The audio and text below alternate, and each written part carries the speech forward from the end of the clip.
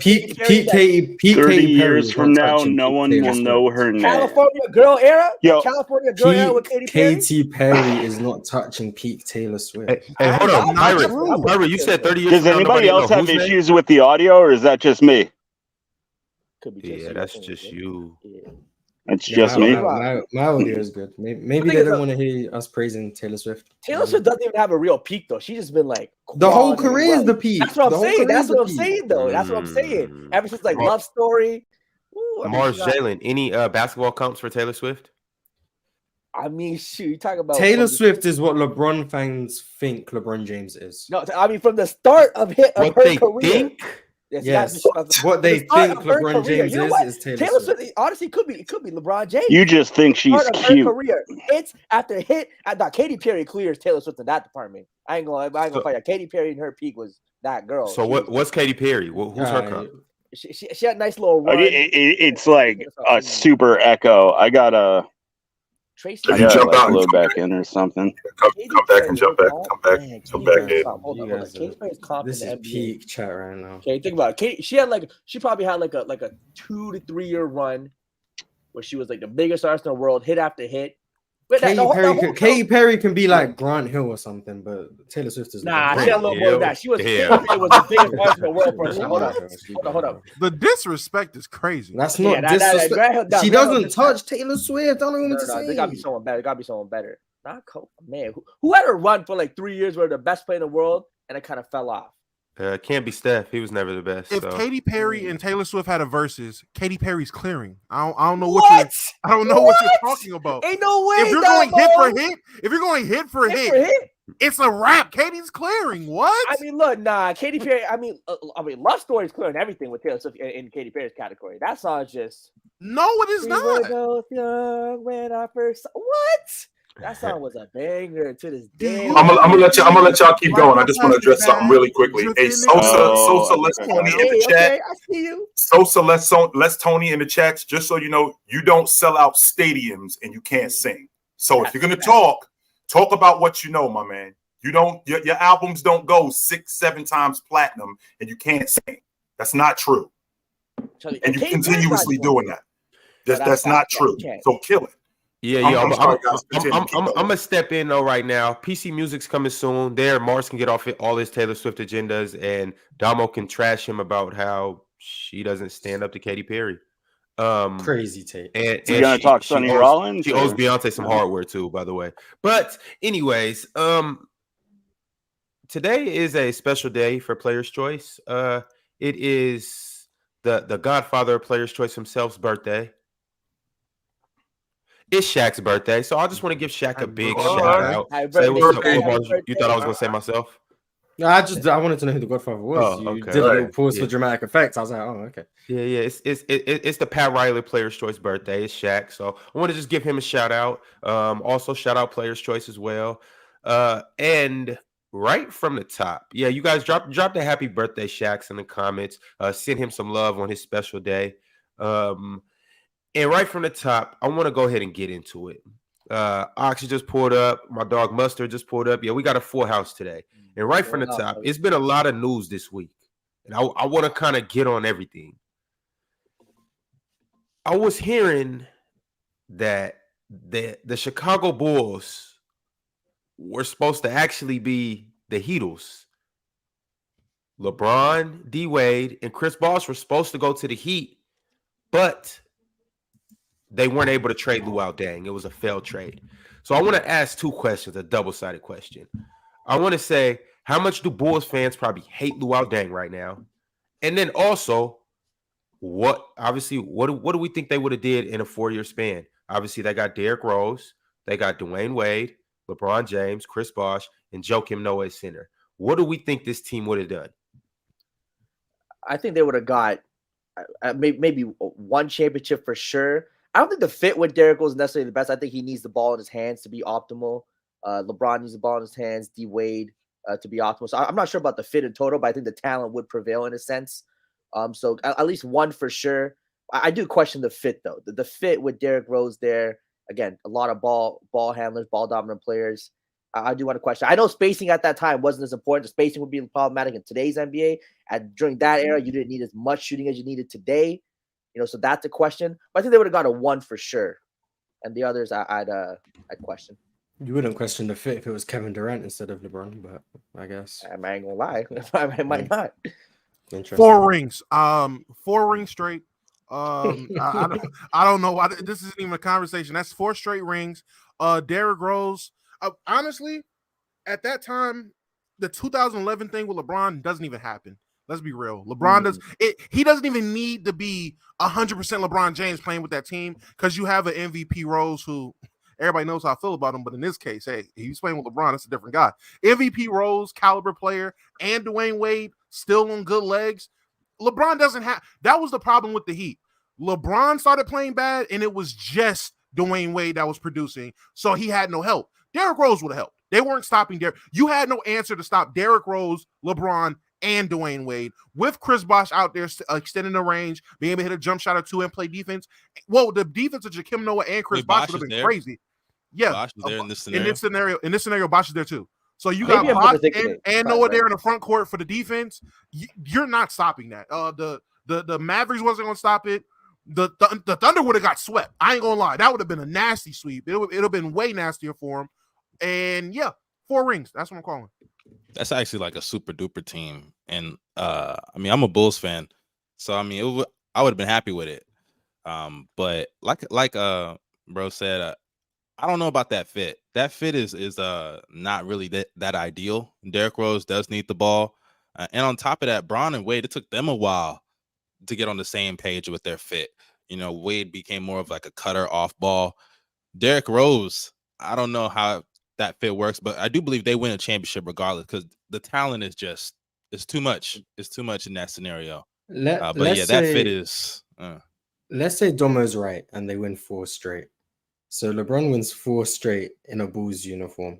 We know who that's going to open the conversations with. Someone who won 3 straight in a Bulls uniform twice. They're not winning 4 straight. That's so possible. That's why if Domo is correct, how do those conversations look when we talk about legacies in Chicago? LeBron wins 4 straight. I mean, I don't even think LeBron even needed to win 4 straight. He just has to have 2011 not happen. If 2011 doesn't happen, I think LeBron is already recognized like that. But because that happened, he had to redeem himself with 2016. But 4 straight, man. Yeah. I mean, I guess so. Only Bill Russell's done that. Only Bill Russell's done that. It don't matter. Like, I don't know about 4 straight. I don't know what the numbers are exactly. But if that team is assembled with the Bulls with Joakim and Derrick Rose, and I hear I see people saying there's no spacing. That's just the starting lineup. They will have shooting on that team off the bench somewhere. If that team is assembled, LeBron is undisputed, hands down, today, the GOAT of all GOATs. We're not having no conversation. There's no Jordan conversation. There's no Kareem conversation. There's just Bron. Don't y'all think Jordan fans would have still found a way? Of course. They'll find a way for a little bit, but as of today, by now, they would have to come up off of that. You put that team together back in 2010. That's 13 and a half years ago. All that's over. It's Bron and it's only Bron. Bill Russell just doesn't exist, but I guess no. Oh my God! Mars. Shout out air attacks. Mars, it's fine. If they did that, Mars, Bill Russell wouldn't exist. You're right. Wow. Okay. Bill Russell is not even in this conversation, bro. Let's be serious. People talking about shooting. It's not Dwayne Wade wasn't as bad as a shooter. He's not in the convo. That's another thing too. Dwayne Wade was, he wasn't just a knockdown Kyle Korver, of course, but he definitely wasn't a leave him open and let him shoot. Dwayne Wade was not that guy from behind the range in the regular season or in the playoffs. So Dwayne Wade will be able to shoot. I'm looking right now to confirm. I wouldn't consider Dwayne Wade a shooter though. Again, I'm not saying he's a shooter, but I'm saying he's not a liability shooting. Is what I'm saying. You got to respect everybody's complaining about spacing. He's not a liability. You're not treating him like Rondo. You're not y'all seen that clip going around the timeline of Rondo dropping 30 or 40 in the playoffs on the Heat, and you look, and Dwayne Wade is literally letting him shoot every shot. It's like, all right, bro, I'm gonna live with it. And if you're on, cool. But they're not guarding Dwayne Wade like that. Derrick Rose, again, not a knockdown shooter, but not especially in the playoffs. I mean, shot 25%? I didn't know he shot 6 threes in 2011 playoffs. That's crazy. 6 threes a game. That's wild. Rose was a chucker, bro. He was a chucker. And you got to respect it. Again, he's not a terrible shooter, but it's somebody you have to respect. So the space, people would have had to respect their jumpers, and that will provide enough space. And Chris Bosh can shoot. And at that time, a big man shooting wasn't just threes. A big man shooting was if you could hit a jump shot. If you could hit a mid-range jumper, you were considered a floor spacer. And at that time, Chris Bosh, and to some extent, at some instances, Jakim Noah, because or however Chill wants me to say it, because I don't want him to yell at me again. Big Joakim Noah is his name. Joakim, there we go. Joakim Noah with that ugly shot, it would drop sometimes too. So you had to respect it. So why are we talking? Yeah, that got why pretty are we I'm not gonna lie. Why are we talking about spacing like it's 2020? Okay, it was 2011. It was still a big man era. We were transitioning. Steph Curry hadn't shown up yet. The only team that was really playing like that was the Phoenix Suns. And it didn't work. So we still was playing in a big man era. The long ball line wasn't as prevalent as it is today. Number two, which is the most important thing, David Stern would have put the kibosh on that. That shit ain't happening. Hell no. David Stern is not trying to hear LeBron James, Chris Bosh, and Dwayne Wade going to Chicago with Derrick Rose. Hell no. He would have told the Chicago Bulls, y'all gonna have to figure something else out, because this right here is not happening. Hell no. That might be what happened. I can see that. I can see that. Hell no, he ain't trying to hear that. That might be the reason Luau didn't get traded, Chilton. Man, that may very well be it, because if you look at the landscape of the league, Dwayne Wade leaves the Miami Heat, Chris Bosh leaves the Toronto Raptors, LeBron James leaves Cleveland, and Derrick Rose, who, by the way, hadn't won the league MVP yet, he is on that Bulls team. So all three of these dudes is jumping on this crew. What does that do for the landscape of not just the Eastern Conference, but the NBA? David Stern is like, hell no, we're not trying to hear that. Absolutely. Do you think LeBron cared about that? What do you mean, does LeBron care about that? It wouldn't have been his decision. No, actually, it would have been a decision. He went over there, right? How would it be his decision? I'm the commissioner. You think Chris Paul didn't want to go to Los Angeles? No, I heard everything that you just said, Ticket. No. You misunderstood what I said. You misunderstood what I said. I said, would LeBron James have been against that? Against what? What you just said. Against what David Stern said? No. Against team, would LeBron James have been against putting D Rose on that team too, with Bosh and Wade? Well, he was already on the crew. So that was D Rose. No, I ain't asked you that. I asked you, would he have been against being on a team with D Rose too? Why would he have been? We're talking about these guys, all three going to the Chicago Bulls. Why would he have been against it? That's what we're talking about. That's what I'm asking. So I just want to make sure that we understand that the dude is put on this high pedestal, want all the great players on his team. I just want to clarify that for the future. This is what we're talking about. We're talking about these three guys on a hypothetical going to the Chicago Bulls. That's what we're talking about. Now, what you asking me is, would LeBron James have been against that? Well, he went to Miami. So if D Wade and Chris Bosh and him decided that, we're gonna go to Chicago, I mean, this is the hypothetical. Right. No, I just want to make sure. So when we talk about when we have our future, this just for future references, so I can come back to this video. You know what I'm saying? Because I just need to make sure this is the greatest player that you've ever seen. That's all. That's all. Hold on for a second, Domo. Hold on for 1 second, Domo. Just so you know, Chicken, the time that we live in today is way different. Do you think Dominique Wilkins would have stayed in Atlanta knowing today what he know back then? Yeah, because guess what? Hold on. No, he wouldn't have. Hold on. I'm gonna tell you what. I'm gonna tell you what. Hold on. I'm gonna tell you what. Hold on. I'm gonna tell you what. Hold on. Go ahead. I'm listening. I'm gonna tell you what. I'm listening. Is Dominique Wilkins alive today? Yes. Is Dominique Wilkins alive? Yes. Is Dr. J alive? Yes. What are these dudes criticizing these young guys for right now in this time in this era? I'm actually glad you brought up.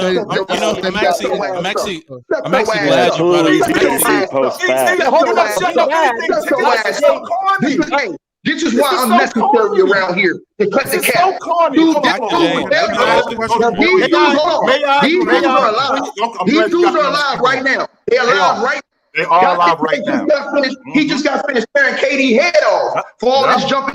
And you will sit up here. And Dominique been doing the same thing, talking about these dudes stacking the deck. But you gonna sit up here and tell us, oh man, they were playing, they didn't do something. No, they're living right now, and they're telling something different. So the Right, stuff this you're talking about is complete horse. You know what? Is this the same the same Dr. J who got the league MVP on his crew and won the NBA championship the next season? Is it that dude? Yeah. Shut your goofy ass up. How about that? So it's different talking now. You shut up and listen. It's different talking now. Dominic Wilkins knowing then what he do now. So let's get another example. How about Charles Barkley asking out of Phoenix? How about Mark McGuire when the Dallas Mavericks won the Western Conference Championship, making life hell for the Dallas Mavericks and demanding to be traded out of there? So, Ticket, knowing then what they know now, some dudes, the majority of those dudes would not have stayed there. Why you keep talking to me like all of these dudes just keep going through the grind? No, they're not. Let's not mix. Hold on. Let's not mix apples what they know today, which is what the standard is, which is championships. These dudes wouldn't have stayed there. Hold on. I know you like to mix apples and oranges, but let's not do this. Only thing I'm saying is this. Those guys weren't against you having another superstar on your team. You know, a team have 2 superstars, that's cool. What we're talking about is the excessive buffoonery that's going on. What we're talking about is now putting 3 and 4 superstars on one team, which is what these guys are trying to do now. See, that is the difference, right? So what we're not going to do is we're not going to use Charles Barkley, who at the end of his career went to go play with Hakeem and them, versus dudes that are teaming up in their prime, trying to gang up on a league and then flex their muscles and call themselves great when they go 2-5 in the NBA final, when they constructed their whole goddamn team. We're not going to do no, Domo. Sit your hating ass down. I'm talking to you because I already know what you come to do. We got to hear from Domo. What you come to do, Domo. Hold on, Ron. I came here to raise hell today. Keep going, Ticket. But like I said to you, don't put words in them dudes' mouths because them dudes ain't dead. They're alive. And they are criticizing these guys for how they're moving. I ain't saying it ain't cool for you to get another superstar on your team. If you got 2 superstars on the team, cool. That's how I think it should be. 2 stars, 2 superstars, whatever. Right. But once you start trying to go 3, 4 and completely like stack the deck and put the game on rookie mode, no, that's not. We're not having that. 4 is crazy. They didn't even have 4. They're not built like that, dog. Ticket, he also had Bobby Jones and Maurice Cheeks. Pyro, hold on. Ticket. Name me the players, the all-time great players that people usually put in their top 5. Or you give me your top 5 players all time. Name me the guys that didn't play with multiple great players. That's all I need you to do. No. Before you start moving the goalposts, just answer my question. Name the all-time players that didn't play with Domo. I'm not moving the goalposts. I know you come with the bearer of hating ass news like you always, because you're a great hater, right? I love how when you're wrong, you just dance around. I'm going to answer your question right now, Domo. I'm going to answer your question right now. See, what you want to do is you want to change what my argument is. My argument ain't whether or not you were drafted to a team or whether you came up to a team that was constructed by the ownership. I'm talking about the mentality. Wait, hold on a second. I'm talking about the mentality of players. See, most of those guys you talking about, when you talking about those Celtics teams and all those dudes were drafted. Hold on, Domo. Domo, hold on, bro. Hold on a second. Domo, hold on one second. Those dudes was drafted and all brought up together. Let me give you one quick example. Why does that matter? Why does that matter? Hold on. The difference is, hold on. Hey, hold on. Shamar Moore down there in the corner. Hold on one second. So like I said, I'm going to tell everybody that's listening to this video. The difference is, it does matter because it goes to the mentality of the player. Usually the game went like this. It went like a poker game. You played the hand you was dealt. That's how it was. And everybody said, you know what? Hey, it is what it is. I got with me, let's roll. Now it's like this. Now it's, well, I need this and this and this and this and this. No. All I'm saying is the mentality of the players have changed. Let's say you don't want to answer my question. Okay, hold on. Even when you say that, even when you say that, that's so disingenuous because like we still have players in the past. Moses Malone left. He went to go team up with Dr. J. Plenty of players in the past have left their situations and done that. Yes, he did. I wish Moses was allowed to tell you that because I know Moses. My family know Moses Malone. He's from Petersburg, Virginia. You understand what I'm saying? We know who Moses Malone was. Petersburg High School, nigga. So you can't speak on people that you don't know. So okay, first of all, whoa. He left to go team up with Dr. J. Hold on. That's exactly what happened, Ticket. No, you're not listening, though. He doesn't understand exactly what happened in the mentality in that situation. So Ticket, what happened? His mentality wasn't, I'm going to put all the greatest players on my team and gang up on the league. That wasn't his mentality. I'm saying the dudes now, their mentality is, I'm going to get all the best players on my team and beat up on everybody else and call myself great. That's not what them dudes are doing. That's a complete, and hold on. That's the reason why you have Dr. J and all these dudes. I don't know what happened against these young cats because of what they're doing is you give them an inch and now they're trying to take 2 or 3 miles. They're like, no, come on, bro. Look, we can look at it one different way and I'm gonna let it go. Look at it like the situation with James Harden. You gave James Harden an inch when he wanted out of Houston. Now this mofo don't took him out. Dudes is upset because of the excessiveness that players have taken it to. Not because they had player empowerment, because of the excessiveness. So now, if you're LeBron James, you go to Miami, you lose in the NBA Finals in 2011 after you said you was going to win not 1, not 2, not 3, not 4, not 5, not 6. And what do? You go try to go to recruit Steve Nash that summer coming off him leading the league in assists. You go on Twitter and say, yeah, man, I want Steve Nash to come join us next year. So you want Steve Nash, who just led the league in assists, who's in his prime in Phoenix, to come over there after you failed in 2011 to join you, D-Wade, and Bosh in their prime? This is the type of stuff that the OGs is talking about. That's not what they were doing. So we're not gonna change the mentality that these players had and try to say, oh, because a team didn't know. Teams had their jobs. Hold on. Teams had their jobs and they did certain things. I'm not against player empowerment and players going and wanting to team up with another player. For example, like Kawhi did with Paul George. I'm not against that. I'm talking about when you're trying to put 3, 4 dudes on like what Katy and them doing in Phoenix. That's excessive, bro. Even then, though, what you're saying, competition is relative. When Michael Jordan was playing and all these guys were playing in the 90s, 80s, there was not no big 3 that they had to compete against, especially especially as huge underdogs. When LeBron, hold on. I'm asking you. The Celtics didn't have a big 3. Hold on. The Celtics didn't have a big 3. Did Jordan beat them? When they were done. Hold on. Wait. Hold on. Drew, stay right there. Because now, see this. Now I'm gonna introduce your ass to the panel, sucker. Stay right there. So you're right. Jordan did go up against that Boston Celtics super team before Hall of Famers. Did Jordan do what LeBron James did and run and go join a super team? Or did he muscle up with his team? Hold on. Did he muscle up with his team? I mean, he went and got Dennis Rodman. Did he muscle up with his team and keep coming back? He never had to beat them. He never had to beat. Did he beat them? Right. Hold on. And listen. Did he beat them? Hold on. I'm glad you said that because you didn't even face them when Scotty joined them already. He didn't even face them. Hold on. I'm gonna answer your question right now. You're right. And here's the key. LeBron James would have never had to beat Boston either. He would have stayed because them dudes was old and they would have got washed up and been out the way. Hold on. LeBron was still young, sir. That's not true. That's not true. That is true. Hold on. How many more years in Boston? LeBron got D-Wade and Chris Bosh. When LeBron got D-Wade and Chris Bosh, he faced them in 2011 and he faced them in 2012. He would have still had to run into them. How old was LeBron, sir? How old was LeBron at that time? He was in his mid-20s. Okay, come on. How old was KG and them dudes? So LeBron was just supposed to wait for years and waste his time? I just answered your question. You just said Michael Jordan didn't have to play those dudes. And I said he didn't have to play him because Jordan was younger coming up in this prime and those Celtics were getting older. You didn't have hold on. You didn't have hold on, my friend. That's exactly how it happened. Because remember, when Jordan ended up going to the Dream Team, Larry Bird was done by then. When the year Jordan ended up going to the Dream Team, Larry Bird was on his last wheels. So he didn't have to face that dude, dog. Cut it out. So all I'm saying, when LeBron James was hold on. When LeBron James was coming up, Kevin Garnett and Ray Allen, them dudes was on their last wheels, bro. Stop lying, nigga.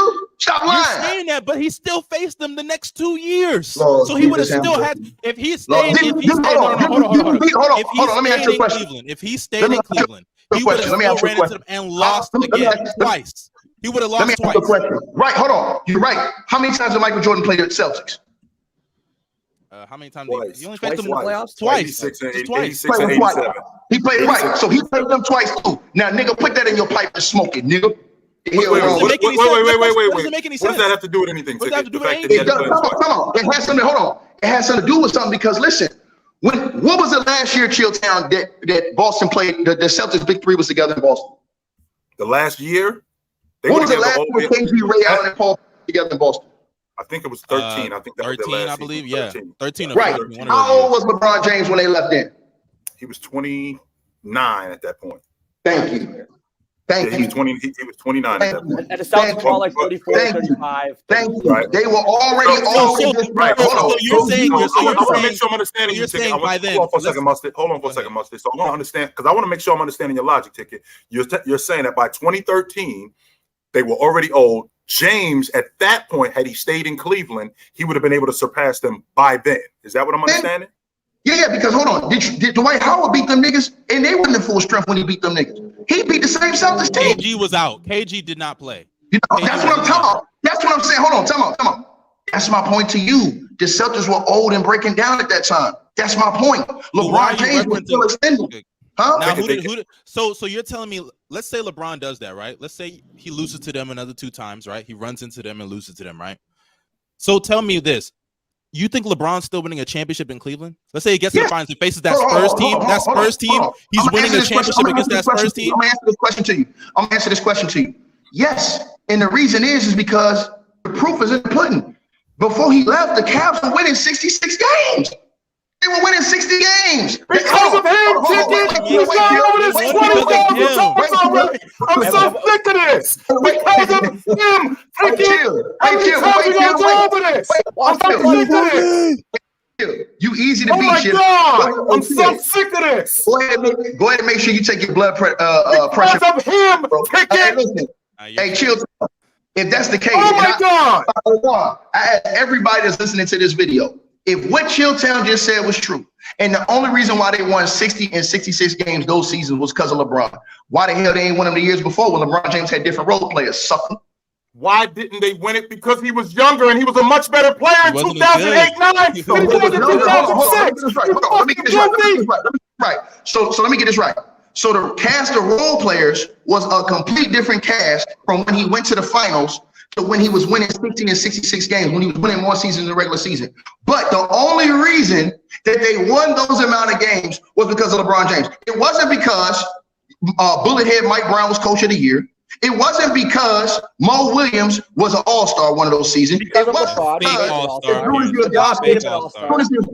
wasn't because Drew Damascus was doing his thing. It wasn't because Andy that fake all-star appearance. That's that Jameer Nielsen ass all-star. That was the only year he made the all-star team. And not only is that the only year he made the all-star team, and I'm going to go over this again for the last time, so people remember this.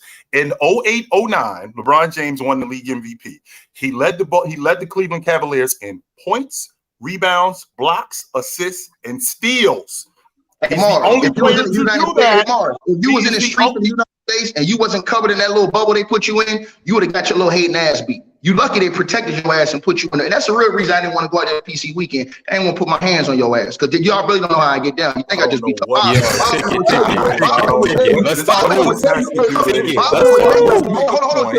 Bob, I'm gonna tell you I just be talking. Like Chilltown said the other day, dog, you need to get your ass beat sometime. Because the stuff you put in the comment sections, you write, bro, the people don't like you. You're lame along with celebrity come about 70. Let's keep it home. As I was saying, Ron, in the 08-09 season when James won the league MVP, he led the Cavs in points, rebounds, blocks, assists, and steals. Took that team to the Eastern Conference Championship. I don't remember any player doing that. The year he won the league MVP, he led the league in fourth quarter points. He led the league in second half points. He led the league in points on the road. He did all of these things. He was the only player in the league to average. Ron, that's the only way you can. Ron, that's the only way you can stop me. But Ron, if you think I'm lying, I want y'all to do this. Give Mars his own show, and you give me my own show, and you see who they want to listen to for an hour. That boy, give me my own show. You already have your own shows. I want to get involved in this too, though. Let me get my own show too. Dub's on open. Hey, Ron, hook me up. Anyway, Chill. Continue. Hold on, right quick, Jalen. Continue, and then Jalen. After you go, we got to get back to the initial question. How many games would he have won with the big three on there? But go ahead, Chill. the point that I was making is James was primarily responsible for everything that was going on. And that team was fool's gold, because if you match that team up against the rest of the NBA, we already went over this, the better teams, they were losing to them. The better teams, they were losing. They won 56 games and they're losing to the better teams. Damn, but they were picked to win the championship. Both those years, and LeBron won the MVP, and y'all got the coaches here, and they was fool's gold. Y'all believe it? This is why I exist. This is why Ron has to put me on you. This is why he has to put me to the back, because there's only one person that's gonna come on and tell the truth on a regular basis, and that's me. What's the truth? I just told you. Y'all have nobody. The difference, though, Ticket, is that when I talk, I'm not just running my mouth. The stuff that I just gave you were facts. This is fact. Just because you tell the truth doesn't mean that you're the only one who's telling the truth. I'm giving you facts. That doesn't negate my fact. Was they picked to win the chip both years? I don't know if they was picked to win the chip in 08-09. I don't know that. I'm not saying you're wrong. I'm not saying you're wrong. I'm not sure. The Celtics were favored over the Cavs in 08 and 09. The Celtics were what were they? No. I'm not saying it's wrong. I don't know if they was picked to win the games. They were picked to win the chip in 08 09. So I'm asking you, Ticket, in 08-09, before the season started, the year before when the Cavs lost, right? When the Celtics won the NBA championship, that next year the Cavs are picked to win the NBA championship that year. The 2 years LeBron James won 60 and 66 games, they were picked. What I'm asking you, Ticket, is a simple question, Ticket. Boston Celtics win the NBA championship in 08. Not only that, 07-08. I'm asking you a simple question, Ticket. I'm not 07-08 season. The Boston Celtics win the NBA championship. Not only the Cleveland Cavs come back the next year. I'm going to prove it to you. I'm just asking you a question, Ticket. I'm telling you the Boston Celtics. Here's the proof right here. To win the NBA championship. Here's the proof right here. Here's the proof right here, Killtown. And I'm gonna leave it alone, Ron. I'm gonna leave it alone. Before that season, everybody, what was the NBA doing before those 2 seasons? They were promoting the Kobe Bryant and the LeBron James dolls for the NBA Finals. I didn't see those until I didn't see them until the playoffs. I'm not saying that they wouldn't promote them, Ticket. I just didn't see them until the playoffs. That was the playoff. They were 1 round away. That was a playoff thing. That's what I remember seeing. They had the commercials coming. They had the Nike commercials coming. But when the season started, they had the commercials going. Both of those seasons, LeBron James was picked to beat Kobe in the finals. They were picked to win the chip. Picked to meet him. Okay, wait, so hold on. No, so now look at Vegas odds. Hold on. Now, Vegas odds, I just brought them up. For both those seasons, Boston was the favorite. Lakers were actually the favorite next year, but Boston and the Lakers. So in 08-09, the Lakers were the favorite. No. That's after the Lakers. Hold on. That's after the Lakers won. But I'm saying, when they won, when they won the 60, what I'm saying is this. When they won the 60 and 66 games, then going into the playoffs, the Cavs were picked to win the chip after the regular season was over with. These are facts, both of those years. Kobe was picked to win the chip before the season when they won the finals. So in 08-09, after the Celtics won the NBA championship in 08, the next year we're going into the postseason with the Lakers. Going into the season, the Celtics were going. Okay, so going into the season. I'm talking about going into the postseason. So that Los Angeles Lakers team, right? That Los Angeles Lakers team that won 65 games going into the postseason. That Cavs team that won 66 games is picked to beat that Laker team who was just in the NBA championship the year before against the Celtics. Is that what I'm understanding? Yeah. That's what happened. Both of those years. Okay. Both the years LeBron James won MVP. LeBron going into the playoffs, they were picked to win the finals that year. They had won 66 and I think 61 games, if I'm not mistaken. And listen, I'm gonna say it again. The NBA, even though the Celtics had won the chip, Chilltown, this is what everybody found crazy. The NBA had marketed the season around Kobe and LeBron. Remember, Kobe and LeBron did commercials with each other during that season. I do remember those. They interviews with each other that season. Where LeBron James was actually, and this is one thing I do respect about LeBron. What's the value? He was one of the only ones giving all the props to Kobe Bryant. LeBron James was one of the rare ones at that time that was giving props to Kobe Bryant during that time. I do respect LeBron for that because he was going on TV with Kobe in the interview saying Kobe was the best player in the world on both ends of the floor by far. I mean, he was wrong, but yeah. He wasn't wrong. He wasn't wrong because Kobe left with all the hard work. In the end, he was standing on the top with the Larry O'Brien trophy, so he wasn't wrong. He was actually right. It doesn't make him the best, but I feel you. Well, I don't know what you're judging it by. So, I mean, Paul Pierce was holding the trophy on top of Kobe's head. Hey, Ron, you're funny, Ron. You never bring anybody up here that agrees with me. You only bring these jockstrap sniffers up here. Paul Pierce held the trophy right on top of Kobe's head. Paul Pierce, the best player in the league. Yo, fellas, go ahead, Jalen, and then I need predictions from everybody. Starting with you, Pirate. So from all this, I want to say the one thing, Tick, and I do think that a lot of people can agree with is that having the four stars in today's NBA game is excessive. I don't think anyone likes that. That, you know, like what Phoenix did, or even kind of like what Brooklyn did. I don't think anyone likes that. I think we agree with you there. I think in terms of the big three situation, I do think to what Mustard said was in the era from like the 2010s to about 2018, you needed 3 all-star caliber players on your team to win a championship for the most part. While in the 90s, having 2 all-star caliber players and then plus 1 very good player like a Dennis Rodman, who could still be an all-star, but not a perennial or great all-star, it can win you championships. So I do think we're playing 2 different eras where the makeup of teams and the build of teams are different, and what was required to win was different.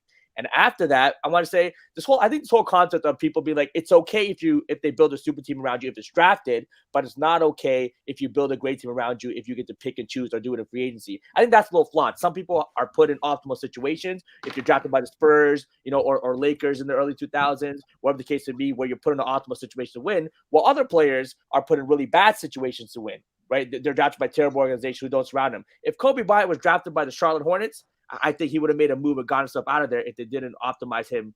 It didn't optimize him winning. I think everyone agrees. Kevin Garnett should have left Minnesota earlier because they didn't put him in the best position to win. An all-time great player. Yeah, an all-time great player wasted a decade plus. Anthony Davis in New Orleans, same thing, bro. Yeah, today. So I think players, again, I don't think we should go against players for being put into bad situations and then putting their own features in their own hands and moving to a better situation because the team couldn't put good players around.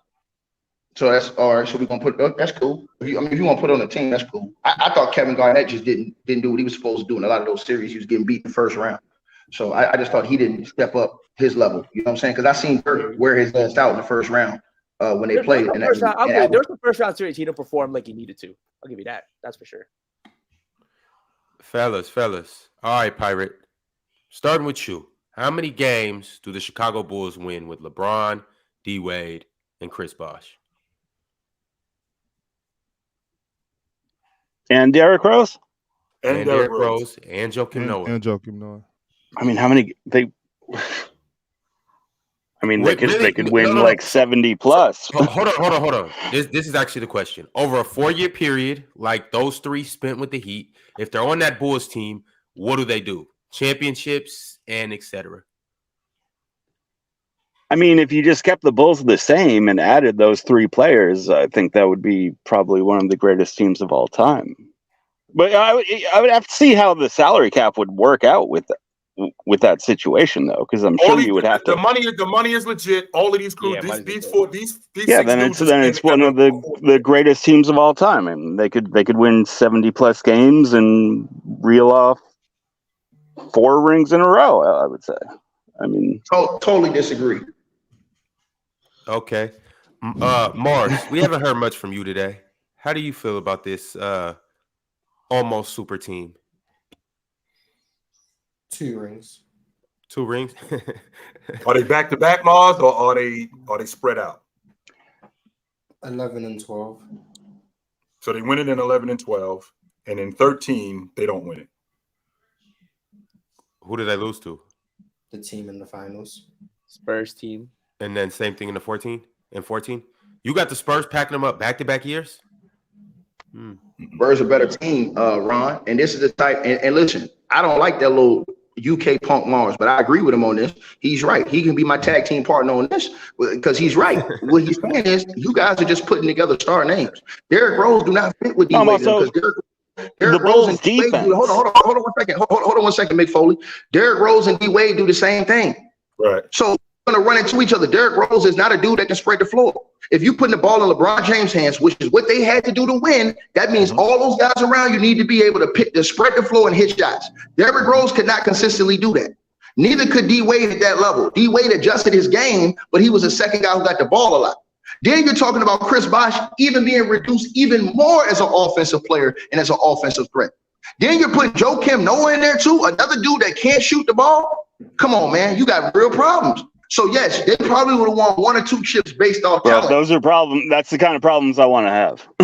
No, I'm saying, no. But the problem that you don't want to have is a team like the Spurs, who are a well-oiled machine, who shot the ball well, who played together well, and they've always showed you in NBA history, a great team will beat a team full of great players at any time of the day. And we saw that with the Dallas Mavs when Dirk Nowitzki was kicking on their ass, stumped a mud hole, and walked that SOB drive. We've seen it with the San Antonio Spurs when they not only beat them, but they beat the living hell out of them by a record margin. We saw this, right? And this stuff was never supposed to happen. And then look at this. This is another thing y'all don't want to put into the equation, but this is why the big ticket lives and the rest of these dudes die. Like I said before, the injuries. Derrick Rose was a major injury risk.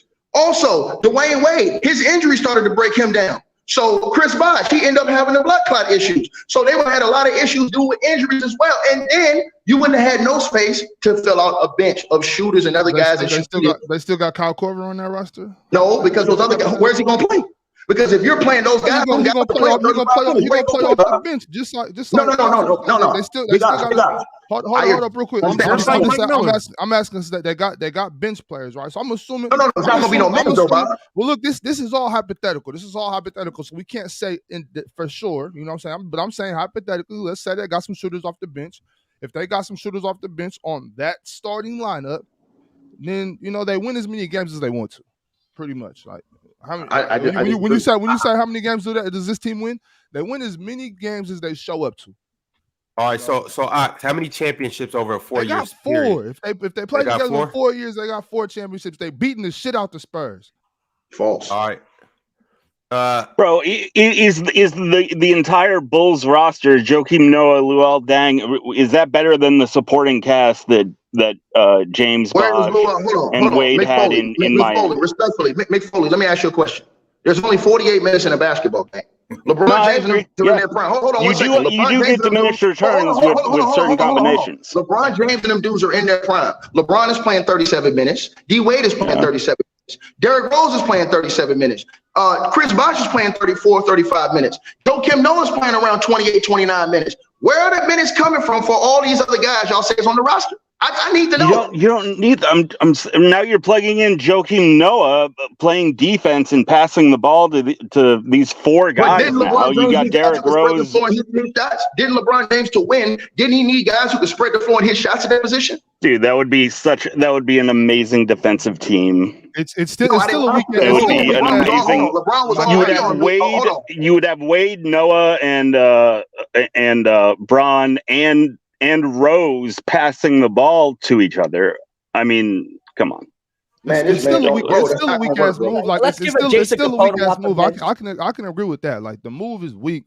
I'm not gonna praise that move, but I'm just gonna I'm just talking about if the move happened though. Like I got to accept. I wouldn't want that to happen. There is no better team. No, I'm saying the Spurs. It's an amazing team. I'm trying to get you to understand. There is no better team. The Spurs beat them niggas by a record margin. This wasn't close. But they didn't have. Now you're replacing the Miami Heat supporting cast with the entire Bulls team. No more this ganging up on ticket thing. I'm tired of hearing that logic. All right, but what we have to do also is we do have to talk fact. I'm getting up on ticket. I love ticket. We do have to talk fact. Like first of all, the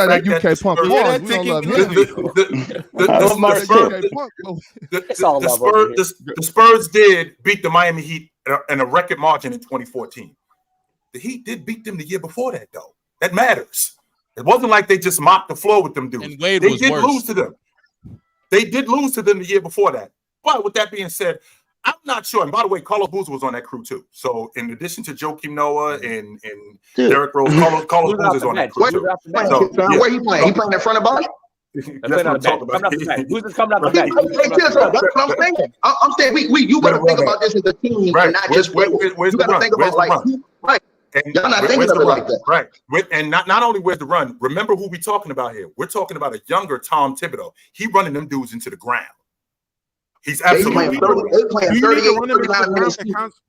Do you need to run them into the ground if they're constantly blowing teams out? Because I would assume if we're just taking off the ball, okay, but man, you've been talking for a minute. Just let me get this point off. If we're assuming that Carlos Boozer is still there, and we're just taking off Luol Deng. Is Luol Deng the only person we're removing from this team, Ron? That's it.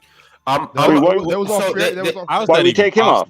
Man. I'm just asking Ron, just for the sake of this hypothetical question. Is Luol Deng the only person off? I'm assuming just based on salary and based on them wanting to make some moves, it would be a team more constructed for what they're looking for. So I'm assuming it will be a couple shooters coming off the bench, and I'm assuming it'll be a backup big off the bench. Okay, I would say this. I'm still sticking to my at most at their ceiling 4 rings, at their floor. I'm not gonna lie to you, 3.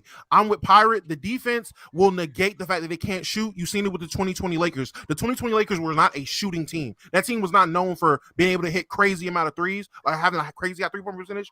They were just great defensively. So defense will trump the lack of spacing. I would say. In terms of the minutes, where do the minutes come from? I do understand that Tom Thibodeau is known for running his guys into the ground, but if you have a stacked lineup like this, where you have guys coming off the bench that could potentially start, I feel like that would change some things, especially if you're blowing teams out. Derrick Rose doesn't get run into the ground and his knees don't go glass because you're playing with LeBron James, Dwayne Wade, Chris Bosh, Jakim Noah, and whoever you have coming off the bench. I think the minutes will come down less. I understand these guys are younger in their prime. I don't think you're going to run I genuinely don't think they will run LeBron James 37, 38, 39 minutes, Wade 39, 40 minutes, D-Rose 39, 40 minutes if you have a stacked team like that. If you want to assume they will, fine. We're speaking hypotheticals. I don't think that would happen. So I would assume Derrick Rose's career will get extended a little bit longer. He doesn't run into the issues of being Mr. Glass knees. So this team, in terms of regular season, multiple 60-win seasons.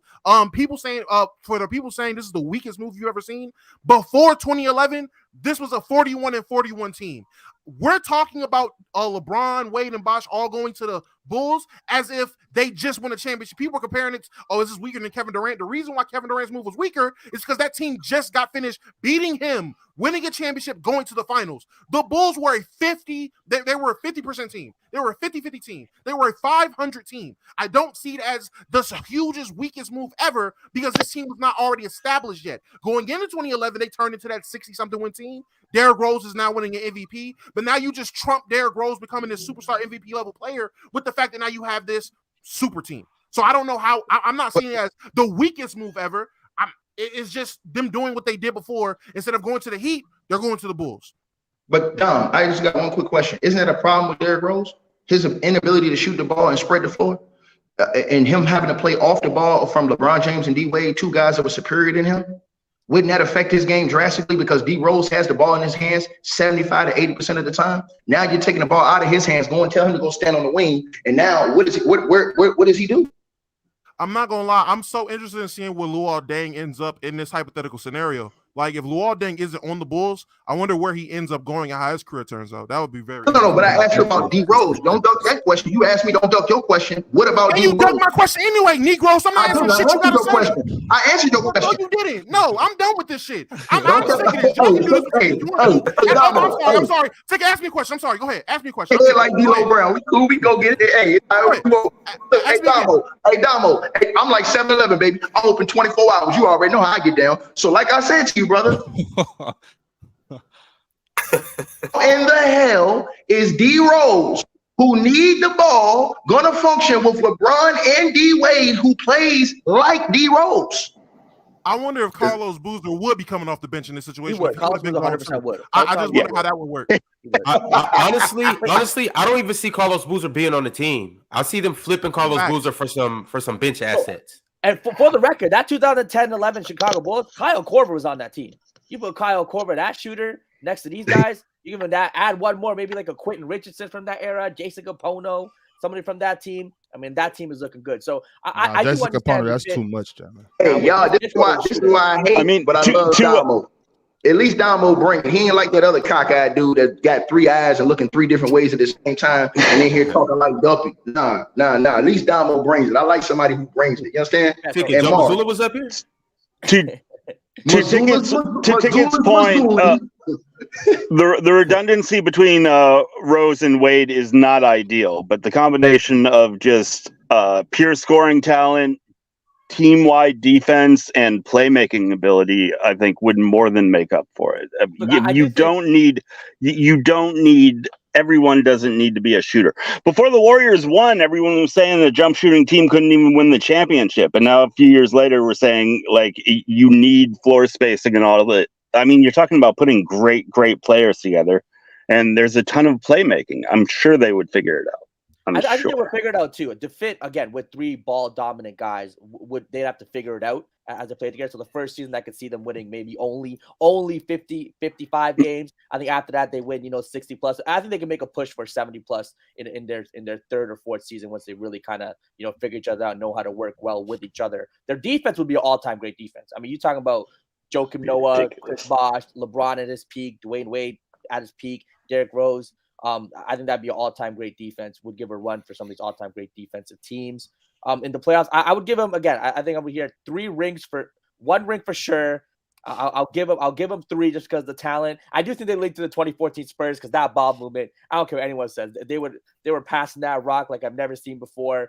Cutting. I mean, it was just beautiful to watch. So I'll give the Bulls 3 out of 4 championships there. David Stern is putting the kibosh on that. He ain't trying to. I see that too. Yo, Mustard, can I get your prediction? Yeah. I'm a Bulls fan, so I would have loved to see this happen. I bet you would have. I would have loved to see that happen. But honestly, I don't see them winning 4. I think 4 is just too much of a that's too much. And I just think there's a reason we haven't seen a 4-peat since the Bill Russell era, because like it takes so much on the body. The players will break down. Somebody could get hurt. I'm not hoping somebody gets hurt or anything, but like things do happen. It's very common. But Mustard, this team is built to sustain an injury, right? Because they. I get that, but like think about it. Look, even throughout Miami's run, Bosh got hurt that one conference finals. Derrick Rose, obviously his injury problems. Dwayne Wade's kneecaps were like falling off in 2014. That's a big reason why they lost, and not only lost, they got destroyed. Demolished despite LeBron being so great in that series. So I don't think they're going to win 4. I think they're going to win 3 though, because I think 2011, even if LeBron underperforms, Derrick Rose can pick some of that up. So I would say that. But I do think there is a reality where they only win 2. I'm not going to lie to you. I do think there's a reality that they only win 2 because at the end of the day, the fit is just not ideal. And also something that a lot of people aren't considering, when you put these type of teams together, these big teams, somebody else is gonna like a GM or an owner out there is gonna be like, okay, now we got to put some teams together to stop this kind of team. So a lot of people I don't think y'all are really factoring that in. But yeah, I think more than likely 3, but I do think there's a reality they just win 2. I do think we have to be careful not to look at that team in the eyes of today. Like again, from like 2010, 2015, wasn't the amount of 3-point shots going up, right? So I do get that concept too, where you didn't need as much shooting to win then as you need today, and that isolation scoring was probably valued more during that era than it is today. So I wonder how that would play out. Can I just answer that super chat real quick? That is the most hold up. Let me read the super chat first. Go ahead. So the super chat says Domo, and this is from XYZ123. That's insane. Super chat from XYZ123. He said, Domo, if Giannis, Luka, Steph, and Jokic all went to the Rockets, team record of 22-60, based on your logic, is not a super team / a weak move by the team? ? The team record the year before logic makes 0 sense. Why does it no one said that Bulls team wasn't going to be a super team, you idiot. 2, this is a basis comparison because I don't understand how you put 3 guys that won a championship onto a team and forming a team together, and you're comparing that to 3 guys who were all individually on their own teams and couldn't get it done. Therefore, they came together to be a super team. Well, yeah, except Wade, I'm sorry. But 2 guys came to his team in order to in order to win the championship because they couldn't beat a super team. I don't know what you're talking about. Saying if Luka, Giannis, Jokic, and Steph all came together, oh man, with my logic, I'm not using that logic for everybody in every move. I just said in that specific scenario, with this hypothetical and this move, I don't see how this would be seen as the weakest move. That's it. I didn't say anything about it not being a super team. I didn't say nothing about it being one of the better teams we've ever seen. Never said anything like that. I just said I don't see how this is the weakest move ever. Dom, do you think it is weak if they did it? Not the weakest, but do you think it is a weak move? If they would have went to the Bulls instead of the Heat? No, yeah. I don't think it would have been a weak move. But don't you think, because look, I'm not going to lie, I'm not really with the whole knocking players for going to better situations, especially when they're in a bad situation. But like, if you are LeBron, if you are Dwayne Wade, if you are Chris Bosh, you're talking about literally adding 4 All-NBA players on one team, and like 3 of those players are top 5 to 10 players. Like that is insane. On dog. the Bulls? Yeah. Derrick Rose was an All-NBA player in 2010? No, in 2011 he was All-NBA. Well, again, they go there, and this is before he turns All-NBA. So you don't think he MVP. becomes that level? I don't think he doesn't. Yeah, he never was an MVP. He never was an MVP, of course. Yeah, he never was an MVP. No, not MVP, not MVP. But I'm saying All NBA. I think he'll still be a good player. No, I don't know if he'll be an All NBA player. I think he might be because of his role being diminished. You're playing with LeBron, Dwayne Wade, and Chris Bosh now. You're not playing the same role. You're going from being the leader of the team. It's different. You're talking about the guy being the number one. In one scenario, he's the number one, and now he's the number 3, probably number 3 player on offense, maybe number 4. No, Dom, I hear you there, but Derrick Rose is not in this because usually on LeBron teams where that third guy takes that step back, like for a case Bosh or Kevin Love or whatever, it's usually a big, like a guard that has to have the ball, especially one like Derrick Rose, who he's not going to be off ball a lot. I would assume Bron and Wade have to play more off ball because they're better off ball players. Derrick Rose is going to have the ball in his hands more, and he's going to dictate a lot of his situations and actions. So don't you think he's going to still have those opportunities, even if, like I said, he's not winning MVP? You don't think All-NBA is even possible? I think All-Star for sure, but All-NBA is not possible. In year one, maybe not year one, but like going forward, maybe you don't down think the that's line. possible? I think going down the line, Dwayne Wade still is going to. He's still going to. He's going to age. He's going to age. He's going to age. So Dwayne Wade will come down, and Derrick Rose will rise. So by the last, so I said 4 rings. Those last 2 rings, it'll be like how Kawhi was.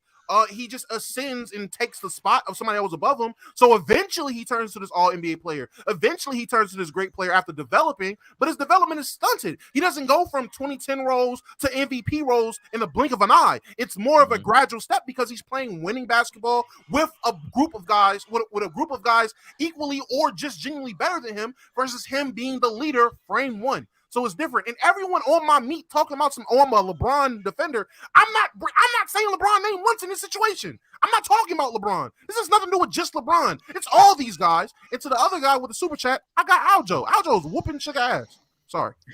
All right. Yeah, that was a super chat from JB.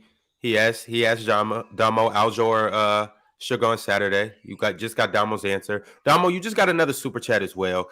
XYZ123 has a response to your response. He said, okay, I will ask Domo, if Luka, Embiid, Tatum, and Jimmy, no one won a chip, all went to the Orlando Magic, that is not a weak move by them? According to your idiotic logic, crazy how far you LeBron Knights will defend your king.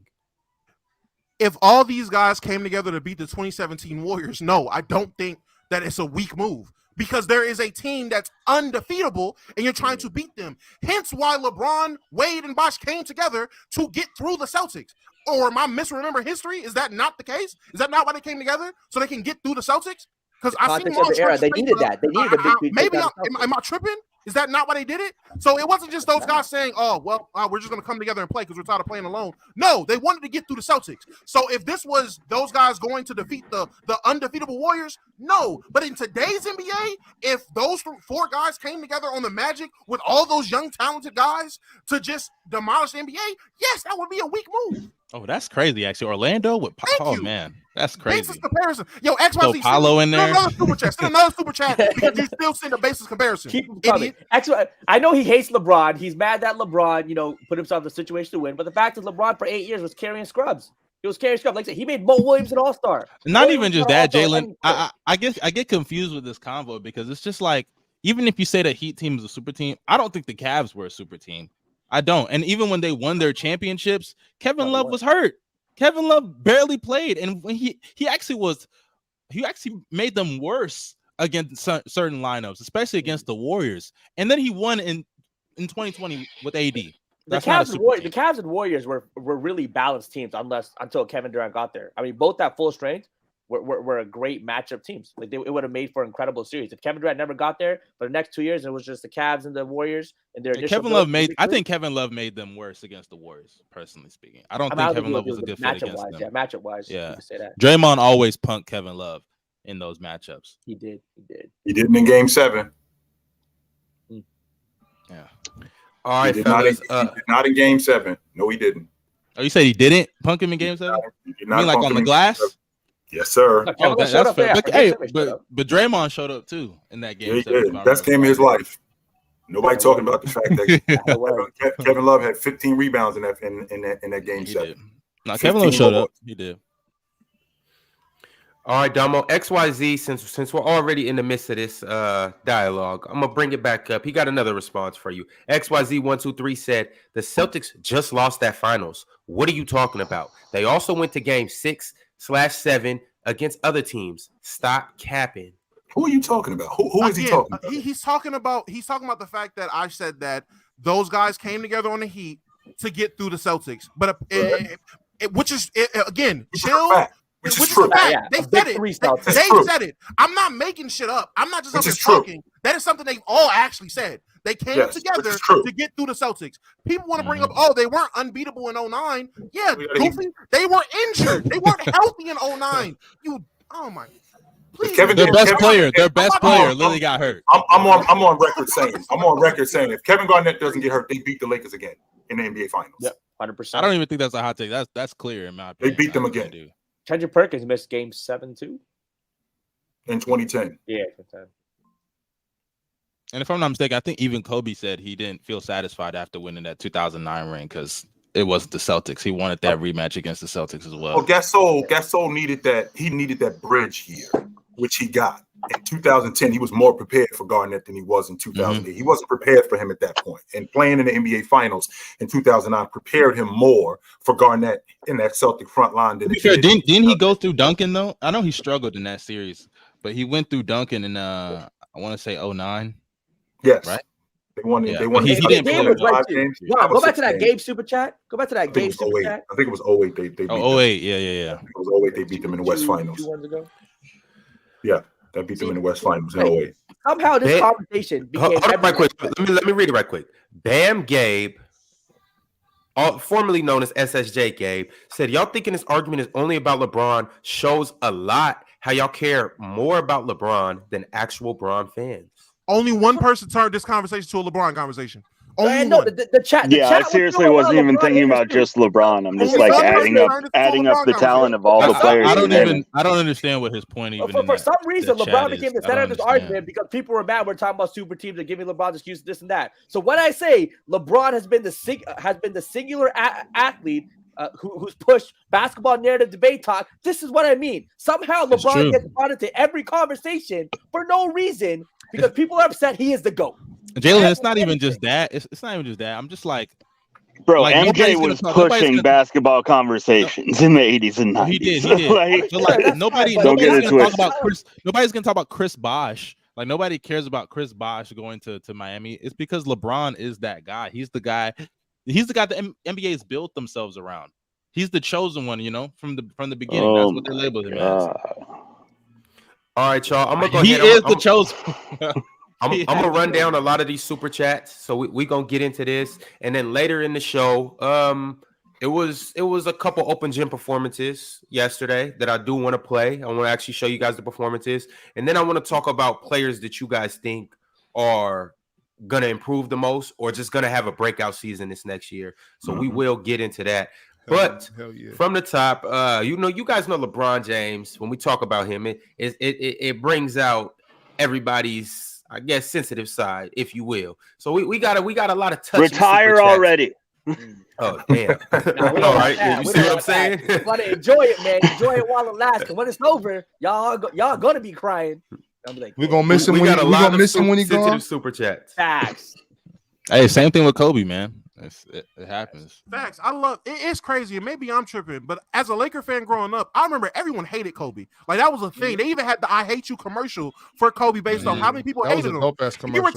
He retires now. Everybody, man, I love Kobe so much. Exactly what I'm talking about. What Domo just said. Domo, hold on, Domo. One more time for the people in the cheap seats. When you were growing up, what happened with Brian? Everybody hated Kobe. Everyone. So when I say because he isn't around anymore, this fake love, which boils my blood, because this should have been what he was getting when he was here.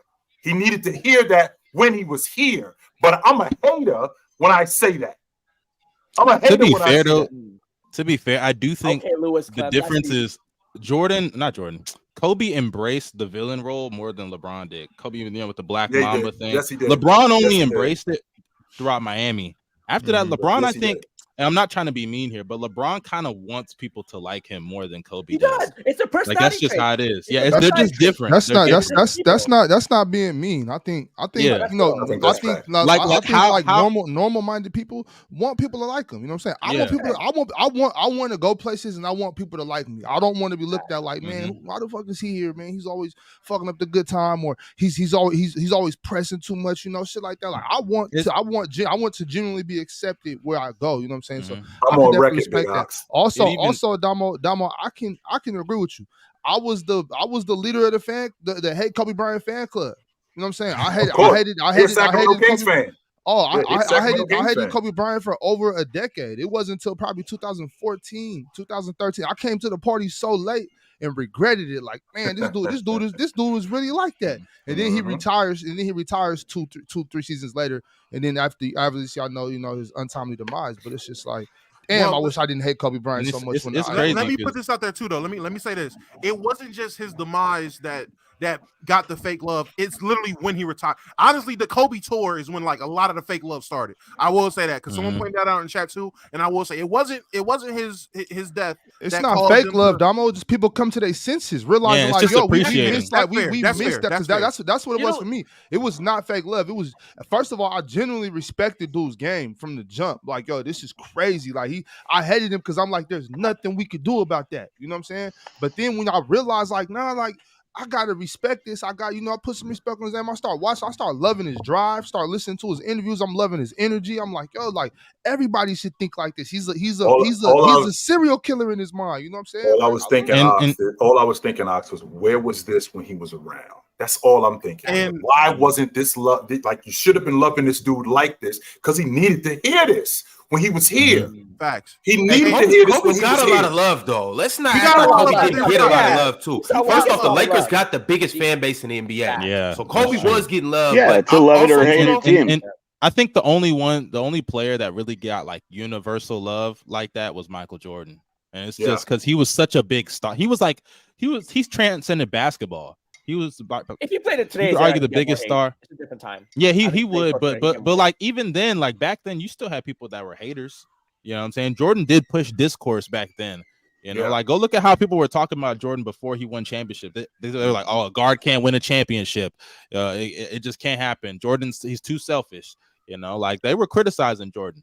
They were. And I will say this about Kobe. I think a lot of people felt more in love with Kobe during that last year, during his farewell tour, and after, because he did open up. Kobe in his playing years was basketball, strictly basketball, working on doing this thing. But we got to see another side of Kobe, the person, you know, and then the father. We got to see this extra.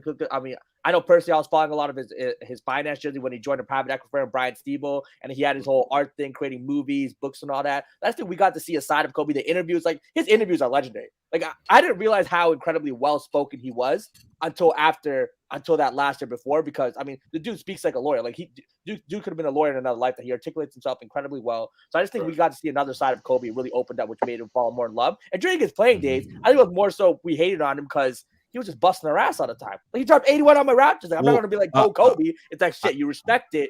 You know he's great. So it was kind of like he got love, but we didn't necessarily say it. We also got love for Kobe. Like, yo, he that dude. We just didn't say it out loud because he was busting our team's ass. It was fuck him. I also think it was. Yeah, I mean, I appreciated his talent the whole way through, but there's only so many times you can watch Antoine Jameson go out there and get his ass kicked before, like, you know, you don't want to see the dude anymore. I also think it's two things too. Also, because like one, like things happen, like, you know, with him and Shaq, and like, you know, some of the off the court stuff with Kobe that didn't affect LeBron, and also I also think with Kobe's personality is not really meant to rub people the right way. Like I always say, LeBron, how he looks at the game is like, especially if he's facing like a friend of his, like Kyrie or something, he's like, "Hey, I get my 30, you get your 30, but I win." You know, he wants people around him, like his friends, to go off, but he wants to win. Kobe is like, "No, I want you to I don't want you to score. I want to drop 30." You know, that's his mentality to the game. Big Ox just said it. Big Ox just said it about him being a serial killer. So yeah. I equate these two dudes. I equate him, Jordan, and James in that category. So I think James was more of a psychopath, and Jordan and Bryant were more sociopath. James will kill you, but he gonna call the cops. I'm sorry, I had to do it. I apologize. Facts. Bryant and Jordan, I'll run you over in the middle of the street with a truck twice, and then let's go to lunch. That's them dudes. Right. But the job still got done. The job still got done. Yeah. All right, y'all. Let's jump into these super chats. It's a lot of them, so this should be kind of fun. XYZ, he's showing a lot of love, so I'm gonna read his super chats. XYZ123 said ticket is right. That Bulls team would not have won 70 because LBJ super teams underperform in the regular season. Look at the Cavs 2014 through 2018, never won 60 games. And 18. he, except for 2013, it's a huge chemistry / fitting game issue. Somebody telling the truth. I don't The been Cavs quiet. were not a super team. I don't The been Cavs were quiet not a now. super I team. don't been quiet now. But They now weren't see, much when that somebody's time. spending hard-earned money and tell the truth, you got a problem with it. Don't Can you come put that back off. up there, Come Ron? on The now. Cavs were not a super team. People got to stop saying it. They were not a super team. Hold on. Understand. Hey, hold on. This dude needed to immediately be banned from talking NBA basketball. They If you weren't a gonna say super that- team. If you, hold on. If you gonna say Kevin Love, LeBron James, and the heartbreak kid Kyrie Irving was not a super team, something's wrong with your brains. I think people vastly overrate Kevin Love when they What? join together. Kevin Love was the that was best not a big man super in the team. world coming out of Minnesota. Yeah, Kevin and Love was look at the big men. 27 The and big men were 12. You cannot- trash. hold on. You cannot overrate 27 and 13, and he was one of the best big men in the world. He was the most sought after big man on the planet at that time. Matter of fact, the Knicks was trying to get him too. All the other teams were trying to get Kevin Love. So cut it out. It's not gonna work. Yeah, That's but a fact. That's a fact. putting up numbers does not make you. That does not solidify your He status. turned the team around. Kevin They Love, didn't have the best team hold on. around. Kevin Love was a really good player. Don't get me wrong, but Kevin Love was not as like portable. You can't just drop Kevin Love on certain teams and he's gonna have that impact. He's not, Are because you crazy? defensively he's horrible. Come on, hold on. Let me Kevin Love, Come on. Kevin Love Come on. instantly Hold on. dropped off when he Hold went to on, Cleveland. hold Instantly on, dropped off. hold on. This is what the LeBron James aholics do. They downgrade everybody else that played with him, and this is the reason why I don't like these I'm guys. not even They downgrading. I said he's a good player. Hold on, sir. You just downgraded Kevin Love, who was on his way to the Hall of Fame with or without LeBron James. He That's was not on his true. way to the Hall of Fame the way he was Not true. playing. No, he Yes, wasn't. that is true. Tell me. That is true. Hall of Fame. Because if Kevin you go Love look, was hold Hall on. of Fame. If you go Kevin look at Love, his numbers, Kevin Love, there's a hold chance on. he does You not make tell the me- Hall of Fame if he hold on, doesn't second, do sir. anything. Sir, That's just you not tell true. me one big, hold on. You tell me one big man in NBA history that would have put up 26, 27 points a game and 12 rebounds a game, and he would have probably did that for about a 5 or 6 year stretch that didn't make the Hall of Fame. Tell me one. But we don't know that. You We have no don't proof know, that but he he was would have on the done way to that. doing it. You don't have any proof that he would have continued that Bro. level. You don't know that. Oh, Jesus have mercy. You Go don't ahead, know man. that. This type, Kevin- hey, Ron, this is the type of buffoonery y'all bring on here. Y'all bring on dudes like that. This dude just came on and told you that the Cleveland Cavaliers, with Kevin Love, who was averaging 27 and 12, Kyrie Irving, who was an all-star already, and LeBron James, who was in the middle of his prime, he said that wasn't a super team. Man, this boy right here. I consider a super team. I consider a super team. You got to have like at least 3 They need to top take you out to the 15 deep. guys. They need to take you Those to the are not- deep no. south down there, bro. It's just not true, bro. They're not. Yo, They weren't a take it- super team. Super team is such a nebulous term. It's like, oh man, nobody even agrees on the definition for what a super team means. Make Foley. Shit. Make Foley. Ask these other dudes up on the panel. Ask Jalen Carter, do he think that was a super team? He's a LeBron fan. Jalen, do you think that was a super team? I think the Cavs teams for that era was a super team. Thank you, Jalen. Jalen. That's why, hey, Jalen, that's why I always will put respect on your name. Even if you come in here with LeBron James jockstraps attached to your nose, I'll put respect in your name because you'll tell the truth. And Bob will tell you too, listen, me and Bob, we go at it all the time. I like Bob because Bob on my level, he will come with it. But What Bob you will tell tell you him, too, Bob? bro. Nah, it was a super Be team, bro. Come careful on, how you man. answer this. Are they a super team, Bob? I don't got to be careful how I answer on. I'm gonna tell the truth. I think Kevin. The thing about Kevin Love is he was he one of those players that can put his handprints on a game. You know what I'm saying? No matter what the way he was playing in Minnesota. You know what I'm saying? The way he was rebounding the ball. You know, getting the ball moving. You know, scoring the ball. I think I would have to say that was a Empty super stats, team. bro. Those were that's the thing. When Empty you just stats. get when you just get stats and it doesn't matter, Kevin Love impact the basketball game. You know what I'm saying? So I do when I look at it, I'm like, who's better though? K Love or Chris Bosh? Chris Bosh was better. So yeah, I think the Miami super teams were a little better.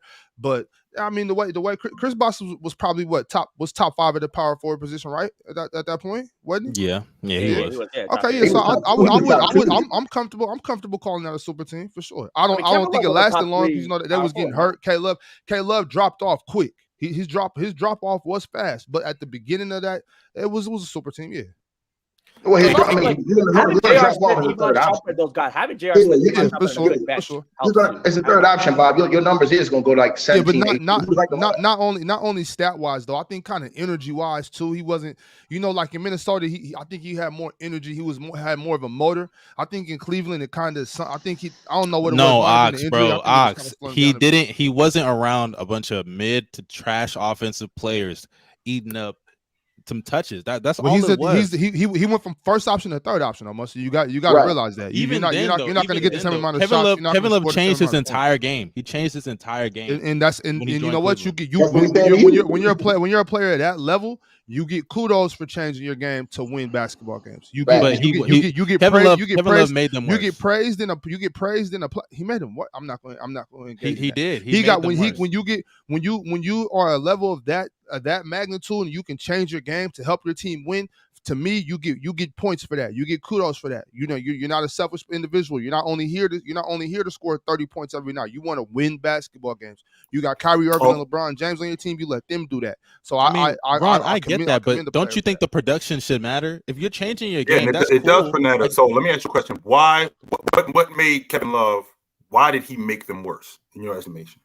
Well, when I say he made them worse, I don't think he helped them offensively. But I think the deeper you get into the playoffs with Kevin Love, especially as your 4 or your 5, he can get so exploited on the defensive side of the ball. And he's just not making up for it offensively, especially at times. Kevin Love was very inconsistent offensively. If you look at a lot of those series, especially when they faced the Warriors, like he wasn't there in 2015, right? They still made the finals.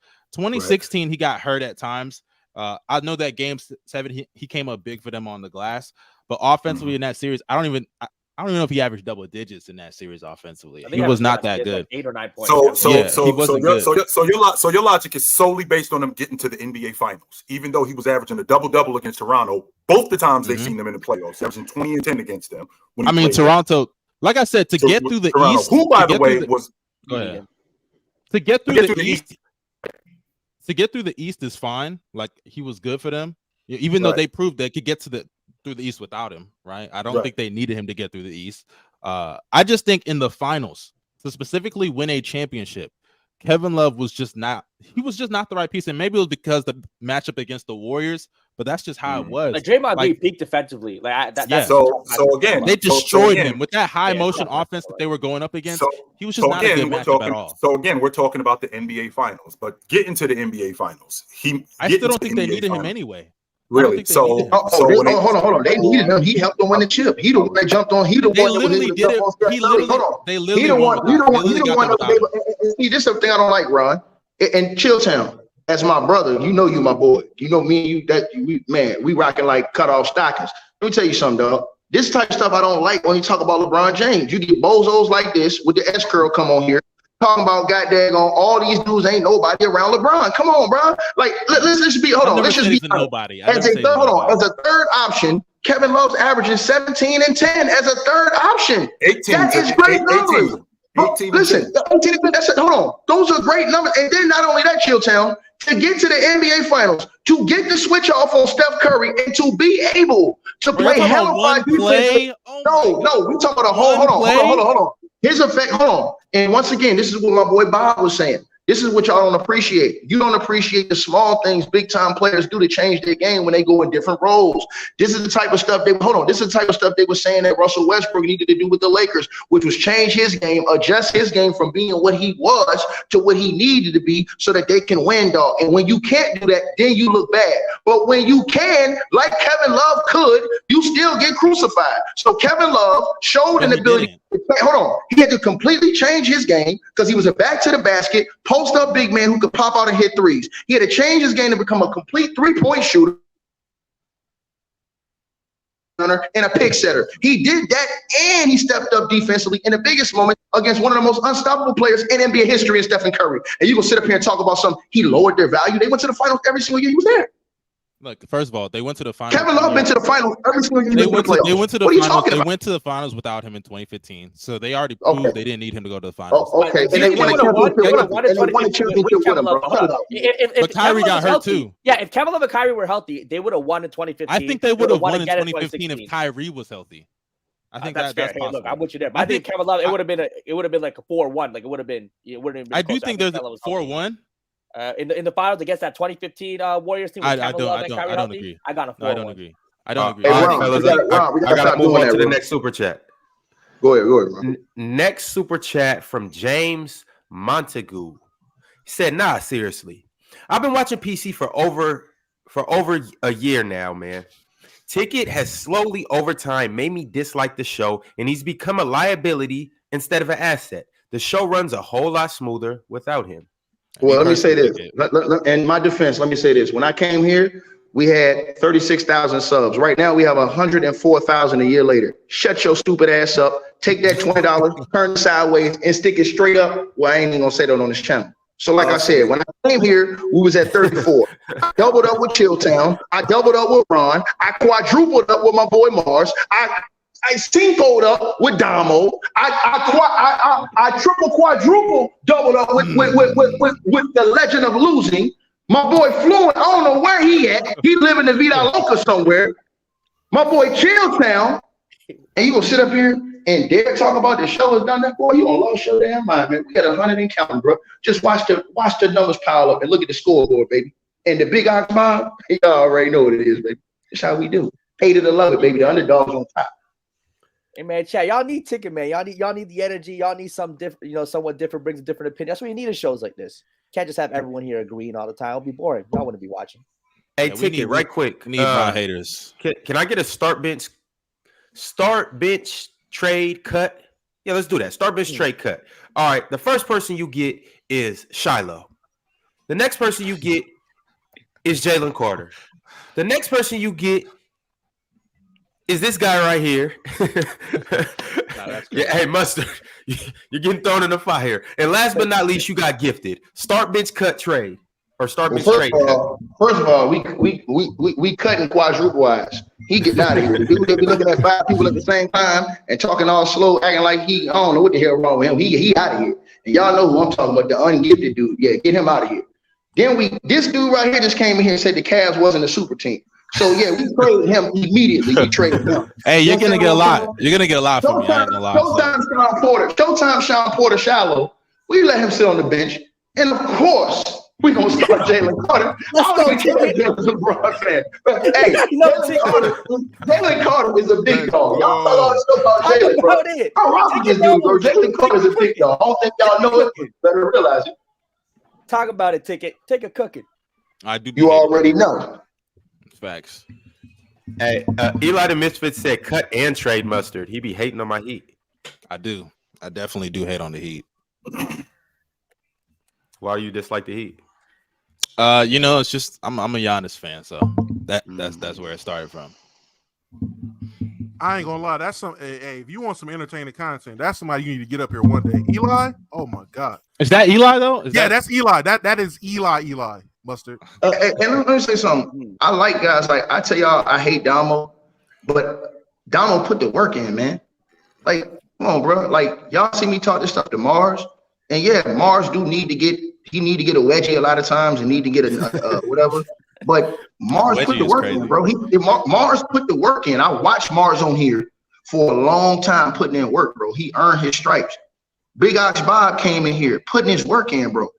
Bro, you know what I'm saying? Mick Foley down there, he's putting his work in now. You know what I'm saying? Like, come on, bro. Y'all bring a bubble act. I ain't gonna say nothing wrong. Go ahead. I ain't gonna say nothing, man. Just don't bring no jabronis around the rock, man. Because you know what's gonna happen. There's gonna be rock bottom around here, man. It's gonna be a people's elbow. It's gonna be a 1, 2, 3 count. It's gonna get real ugly. You understand what I'm saying? People's elbow is crazy. All right, y'all.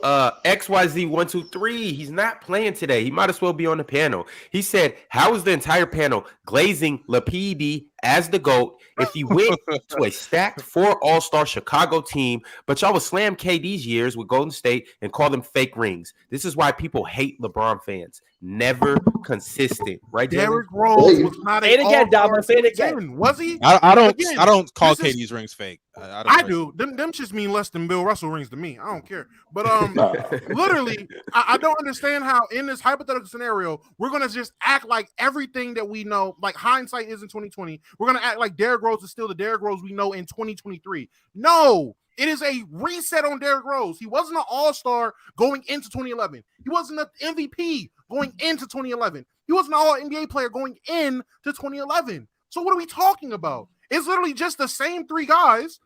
And now you add in what you expect Derrick Rose to be, or a top tier prospect. Derrick Rose That's was it. an all-star in 2010. Was he? He was All-Star Yep. 2010? Yeah, he was. He was I'm All-Star wrong. 2009 I'm wrong. or Hey, 2010. Yeah. XYZ, I'm cooked. You got me, gang. We came before 4 All-Stars, bro. My fault. I just think that Kevin Durant situation, again, losing to that team in the playoffs, having a 3-1 lead, and then joining a championship team that's already established. It's just so different from other players creating a team or building something new together. It's just so different.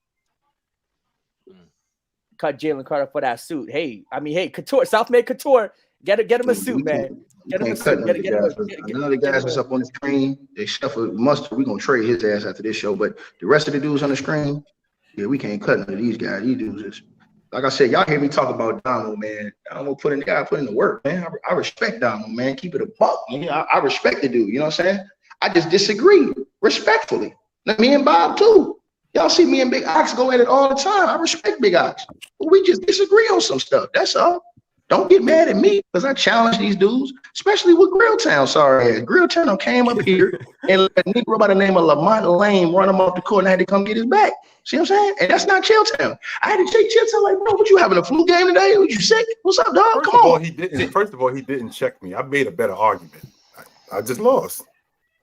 Nah, you just came out here on your C game and you was just joking. You thought it was gonna be easy work. Now I know when they come back around, you're gonna hit them with the you know what I'm saying? It's gonna be super ugly.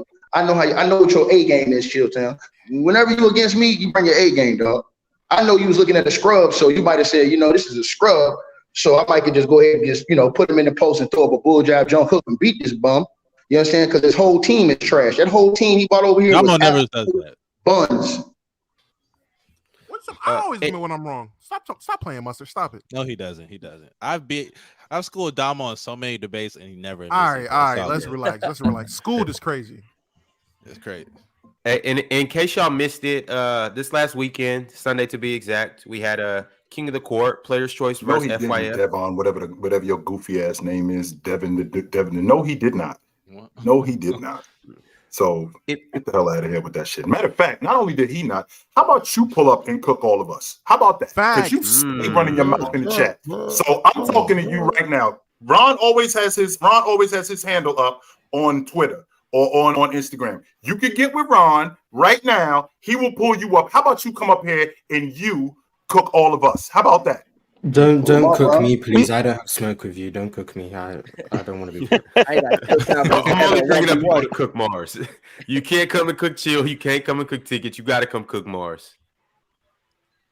But yeah, like I was saying, if you missed the debate on Sunday, FYF versus PC, go check it out. It was real entertaining. And in case you haven't heard anything about it, it was a sudden death, Lamont versus Ticket, and awesome. It was very entertaining. Very entertaining to say. Hey, Lamont called for sudden death too. Lamont called for the sudden death. That's the biggest thing about that. Lamont said he wanted sudden death. Best part right there. And we was already up. Y'all make it seem like we was losing. They was already up without me. They just went on a run. They just went on a run. And then Ron, did you tell them about the secret tape, Ron? About the what? Secret. About the secret. I heard Lowe got a secret tape out here. Wait, are you guys talking Low? Well, I mean, speaking of which, I was gonna say I seen one in the group chat, and I just said, "Man, I heard Lowe was twerking out here on the press." I was gonna say something, but since you brought it up, Zero just vibed and said, "Y'all seen Lowe's blind date?" No, we seen his blinds. Do your thing, Lo, man. Hey, do your thing. Go find love, Lo. Do your thing, man. Shout out, Lo. I don't think I want to know. Alan R with the super chat said, Romeo, take me somewhere. Said Romeo, take me somewhere we could be alone. I'll be waiting. All there's left to do is run. You'll be the prince and I'll be the princess. It's a love story. Baby, just say yes. Banger by Taylor Swift. You already know, Alan. That's don't make me Good get in my Lord. teenage dream back, please. No one's ever sent a Fireworks. super chat quoting Katy Perry, but that's cool. So, hey, Chad, Yo, you I'm know- trying to tell you tell y'all, Taylor Swift don't compare to Katy Perry. She No, don't. put him She no. don't. Hey, look, man, It's, no, it's Katy here, Katy Perry. Taylor here. Katie's up here in the Perry lane of her is a own. gorgeous I won't even woman. lie. Katy That's Perry. Jalen, that's a Katy Perry California got some girl. bangers, though. Yeah, California Katy girl, Perry yeah, got she was some That's gorgeous. a California Taylor girl, Swift got Jalen. hits for days. So this Dog, don't Katy- sleep on Katy Perry. Katy Wow. Perry got hits, She dog. got hits too, but She Taylor, got hits, for a man. decade. Katy Perry got about 2 albums. She got about two good albums. Taylor Swift got about 5. Okay, you're 6. gassing. You're gassing. All right, Jalen Mars. I'm openly inviting y'all on my stream. I'm doing a Katy Perry versus Taylor Swift versus. I need y'all to represent Taylor Swift. That shit gonna be over in I'll 5 show y'all minutes, how- dog. Facts, That's gonna it's be over in getting 5 watched. We minutes. gonna be there. It's a wash. We gonna It's be a there. wash. We gonna be there. The a same way wash. Taylor Swift will wash Katy Perry, the same way Usher is watching Chris Brown. It's like it's 2 different levels, man. Hey, Wash wash your it. mouth. Wash your You're- mouth. Usher is Wash watching it. Chris Brown. Wash it. Usher's I got love for not Chris. even Wash wasting it. time with Chris Usher Brown. is Wash different. it. That's not even Washing close. All I gotta That's play not is even That's close. so What's disrespectful. What's That's so happening? disrespectful. What's play happening right professional. now? I'm That's saying what Chris happened. Brown ain't even on Usher level. Like Chris that's not Brown even got the nut same for You tier. Got It Bad. He got nut for You Got It Bad. He got nut for Confessions Part Come 2. on. He got Nah, you're nut. trolling. Superstar? He's trolling. He got nothing. Nah, he's trolling. He's He's trolling. He's really trolling. I'm not You even play thinking about this Deuces? response. You gonna play Deuces? Hey, Chris Brown Brown got got hit. Chris Brown got I'm hit. gonna play damn. Deuces. He said Deuces Deuces like Deuces is trash. That's what's Deuces- Nah, crazy. Deuces is fire. Deuces is fire, but Nah, he's to the not Usher Usher talent? though. He's not No. Usher. Y'all just living off nostalgia. Y'all just You remind living off me? that Confessions You tape. remind me? You remind? Y'all Come living off on. that Oh my Confessions God. tape. Talk to him, Jalen. Oh Talk to my him. God. Y'all crazy. No, I'll tell you, it's like this. Usher got hits, and like Charlamagne said, Chris Brown got hits. Usher got nuclear bombs. There's levels. There's levels. Trolling. Levels to Timeless this. music. It's disrespect.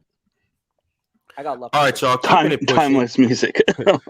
Keeping it pushing. Hey, That Ron, PC music coming today's Shaq's soon. birthday? Today's Shaq's We'll birthday? pull up to Domo stream to watch it. But what's up, Ticket? Today's Shaq's birthday? Yeah. Oh, hey, happy birthday, Shaq. Hey, when you gonna send me my gift, sucker? Facts. Send that through.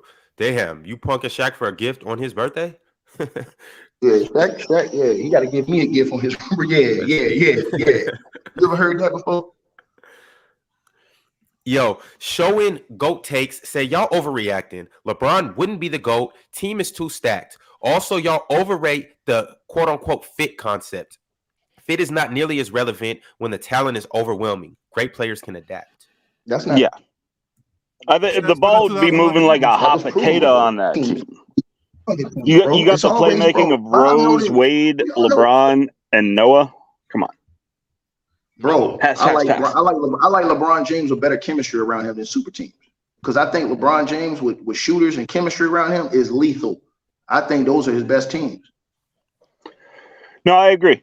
Yeah, players like LeBron, Westbrook, Harden, basically just ball dominant, put some shooters and defense around them. But the talent would be overwhelming. You put LeBron with 3 good shooters and a big man that can rebound, pop, and hit shots in his prime. Yeah. Like Kyrie Irving, J.R. Smith. Yeah. The guys like Kevin that. Yeah. I ain't even saying Kevin Love. I'm saying just with him and them other guys. Like that dude, I like his game like that. Him playing with guys. I don't like it when he playing with a whole lot of other stars because like guys need the ball and it doesn't work. It doesn't fit right. Yo, Mustard, you listening to Chris Brown right now? Or Usher? No. Oh, like who do I listen to more? I mean, it looked like you was down there dancing. You was, Nah, I was Over there going smooth side to around. My side. bad. That's My bad. crazy. oh, you was just My stretching bad. your neck. Yeah, I was just stretching my neck out. What But I you would stretching listen your to neck Chris for? Brown more than Usher though. You said, what am I stretching my neck for? Never mind. Y'all like XYZ Cab Calloway? Man, it was a little crick in my neck. My bad. Oh, all right, cool. I didn't know that's how you get cricks out your neck. All right, now I know though. XYZ123 said, y'all say Ticket should go off the show, but if he isn't here, then it becomes the Nick Wright show where everyone is glazing LeBron. You need someone to push back to the false hypotheticals and Glazy. I promise you, every time that I've been here where Ticket wasn't here, we do not always talk about LeBron James. I don't know where this I narrative don't think we is coming spoke from. about LeBron yesterday. It's not even just that, bro. I've argued Jock against strap LeBron slippers. multiple times with Dom. We've gone back and forth on LeBron. I'm a LeBron fan, but I'm not gonna glaze him. You feel me? I just keep it real. No. You're a glazer. You have a please. You are a glazer. I'm not. Wait, I'm not. Wait, I'm Buster, not- Buster. What would you call somebody? What would you call somebody that has an actual LeBron James suit? So like they got a suit, and A the suit. interior is just a bunch of pictures of LeBron throughout his career, like career moments. Aw, that's a creamer right there. Freaking psycho. We are You president creaming of the LeBron LeBron right James there, Go dog. Club. Clutch Wars. I need a contract. Oh, you Clutch, have that, Clutch, Jalen? Clutch, Do where you my have like contract little at, man? figurines above your bed? Clutch. No. The never. bobbleheads?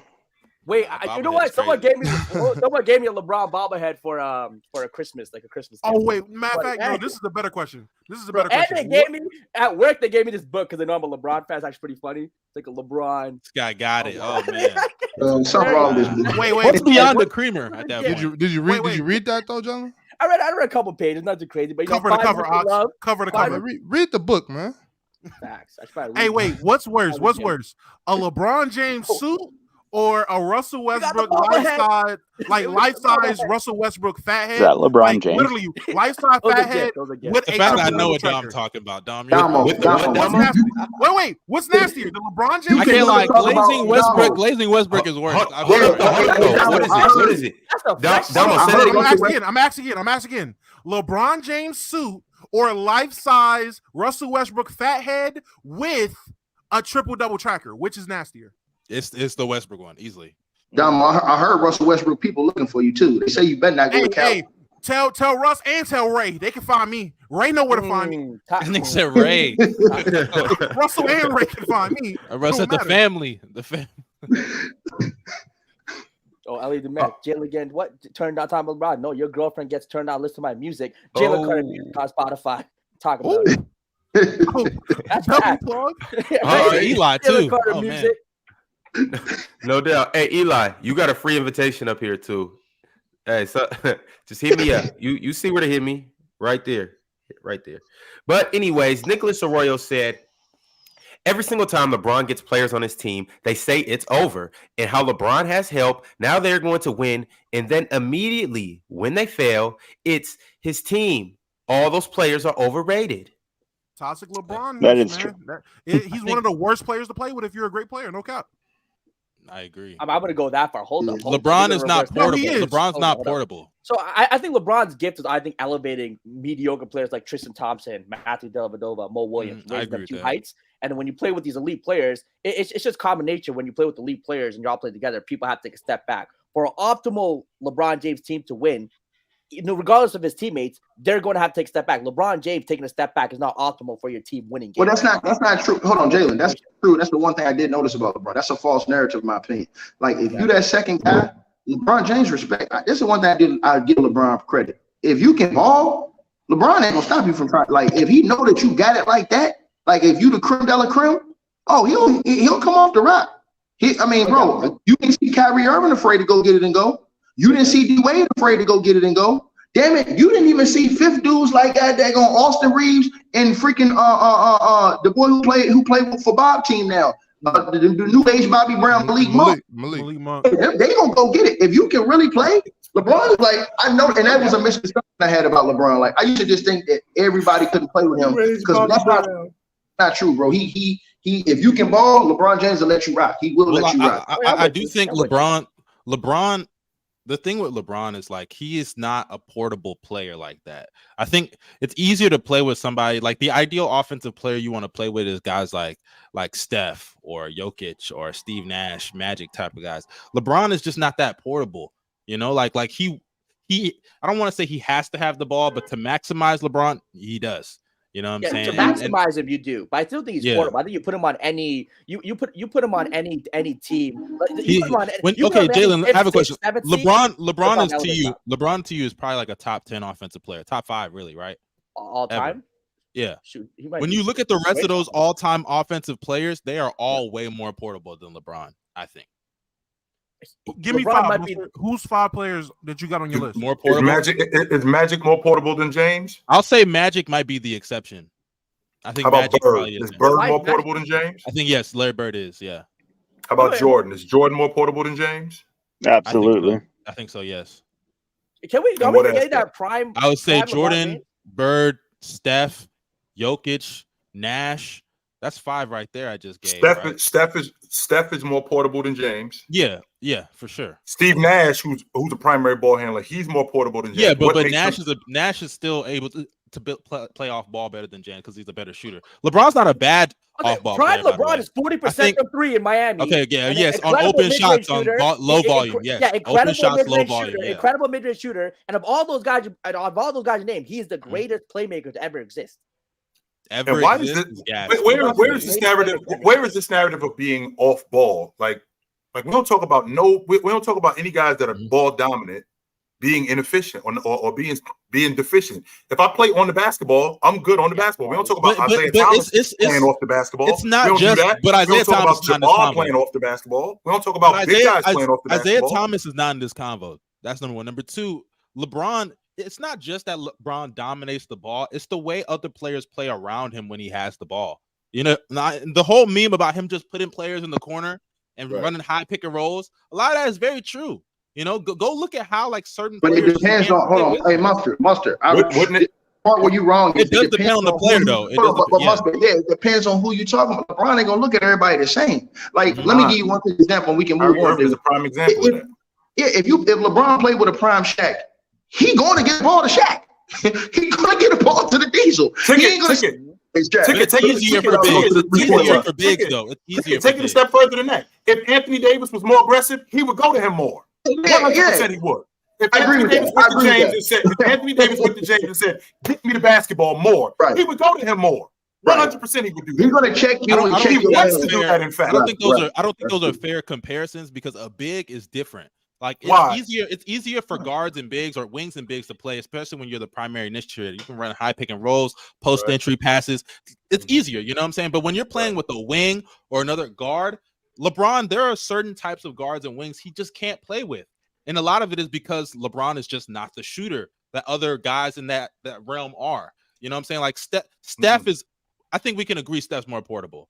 Nash is a better shooter. I'll give you that. But you're basing your logic primarily on what's going on today. What you can't do is you can't tell me that a guy who's ball dominant, who's efficient when he's ball dominant, is not as portable as a guy like Steve Nash or like Magic, like you just said, Magic was the exception, or a guy like that who also plays with the basketball. These guys that they play off of him, they're still productive, ridiculously productive. Just because Kevin Love didn't average 25 a game playing with LeBron James does not mean he wasn't productive. He was really productive. He did have to take a step back. That 26 a game that he was doing when he was up in that 26 a game that he was giving you when he was up in Minnesota, he was playing with a ball dominant primary distributor in Ricky Rubio, and it didn't really lead to much. Only except he gets with James, who is more versatile, and his numbers in terms of his scoring drop. But that other stuff, him shooting the long ball, he got wide open looks as opposed to not getting wide open looks when he was in Minnesota. He got better looking shots when he was playing with James. So when you talk about a guy being more portable, you got to open it up to everything. It can't just be I'm pounding the basketball and you have to play off me and it's going to diminish my game, because that's just not true. I get you there, but like I also think you're making it more of an on ball thing. Because Steve Nash, he wasn't just on ball. He could play off ball as well. You know, he can come off, pin down, run the 2-man game as well. He could do that. LeBron, I don't think LeBron does that. LeBron the 2-man game only really. The only time I've seen the 2-man game work with LeBron was when him and D Wade did it, and D Wade was the other guy. Braun was the initiator usually in that situation. Like he could have ran some 2-man game. Hold on. That's not true. That's not true. Hold on. I can give you an early example of when it worked. It was working with him and Carlos Boozer. And if Carlos Boozer would have stayed, it would have been Carlos Boozer would have been in a whole. That's not enough time. No. But they played the whole season. Hold on. They played a whole season together. And I seen Carlos Boozer's level in the way he played off of LeBron James. And then let's not just take it there. I can show you another big man who got paid off of that. J.J. Hickson. Look at the way J.J. Hickson was playing that year with LeBron James and how he ended up getting a payday just off of his compatibility and his ability to go and put up numbers and play off of LeBron James. That's not enough of a sample size. Let's not let's not tell that lie and say that. I think this is what I think. I think LeBron looks at a player and says that if you got it and you can rock, you ain't gonna get no gripes from me. I ain't never seen, this is one thing you agree with LeBron, I ain't never seen LeBron James holler or scream or complain about a dude having a ball that can rock. I've never seen him say, yo, give me the ball if a dude got a ball that can rock. If you can rock, LeBron James had always let you rock. But if you can't rock, then he gonna do what he do. Go sit in the corner, go do this, go do that. Huh? Yes, he can. So Kevin Love can't rock. That's what yes, you're he saying. can. Hold on, he can, but he had to change his game because you got two dudes that's But doing. even then, hold on, you the even third the- guy. Hold on. If you the second guy, it's different. Like, look at AD. AD is a second guy, so it's different. Because remember, Russ goes over there, even though he's a guard and he can still rock. AD was a second guy. So if you're the third guy, you're always going to have to take a step back. LeBron James has showed you this with AD. He showed you that with Carlos Boozer the year he played with him. He showed you that with dudes like that daggone Drew Gooden that was over there averaging a double-double with him. So don't tell me that you can't rock and you can't do your thing if you playing with him. That was an excuse that was out the window when I saw guys like Malik Monk getting buckets with LeBron James. That excuse went, and I went back and thought about it. I said, yo, all these dudes have been able to rock. LeBron is not finna let no goddamn Iman Shumpert sit over in the corner and do ISOs, bro. Cut it out. No, he's not. Well, no, I'm not that. talking about Shumpert. That's my bad. I Right. don't mean to cut you off, Chip. I'm not talking about like the role players. That's not what I'm talking about. And Westbrook, the thing with Westbrook just was not a good fit on both ends. He was just not a good fit. But as far as like the other examples you brought up with Boozer and JJ, those are like small sample sizes. I'm talking about guys that play with LeBron for extended periods of time Right. that I feel like were undervalued offensively. You get what I'm saying? Like, for example, let me give you an example. Jokic, right? Jokic, can we agree Jokic made Aaron Gordon better? He made Aaron Gordon a better player. Can we agree on that? Yes. I think Aaron Gordon did look different in that offense. Yeah, he did looked look different better. in He that looked a offense. lot better. He looked different in that offense with Joker. Mhm. He made Do you his think- shot easier. He made his game easier. Yeah. Do you think that LeBron can do that exact same thing for you? Yes. For, Yes, because absolutely. hold on. I Yes, don't because think so. hold on. I got you, Town. If Aaron Gordon was playing with LeBron, he'd be put in the corner and asked to shoot his spot up. Hold on 1 second. Yes, and this is easy work because LeBron James is more so of a 6'8" Jokic in the way he plays, meaning he is a Swiss Army knife, meaning his first priority is to pass the ball and get other guys involved. Most of the time, he wants to get his teammates going, and then he'll try to get himself going during games. That's what we have complained with LeBron James about a lot, is his lack of aggressiveness offensively because he's trying to get other guys going. So when you say that, yes, he would have made guys like Aaron Gordon better because Aaron Gordon's athletic, can cut backdoor, can finish above the rim, and he has the attributes of a guy who can play off of LeBron James and be in areas where he can play in the dunk zone, in the dunker spot. That helps guys like LeBron who attract gravity when he drives to the rack. So if I'm just dunking it off to him, this dude's supremely athletic. If he's getting it in the dunker zone, he's finishing around the basket. So yes. And on top of that, when you're talking about a guy in James who attracts so much attention, who is one of the most elite passers in the game, why would he not make these guys better? It's not like he's not trying to do that. I think he can make Aaron Gordon better. That's not what I'm saying. I don't think he's gonna maximize Aaron Gordon to the way that Jokic can.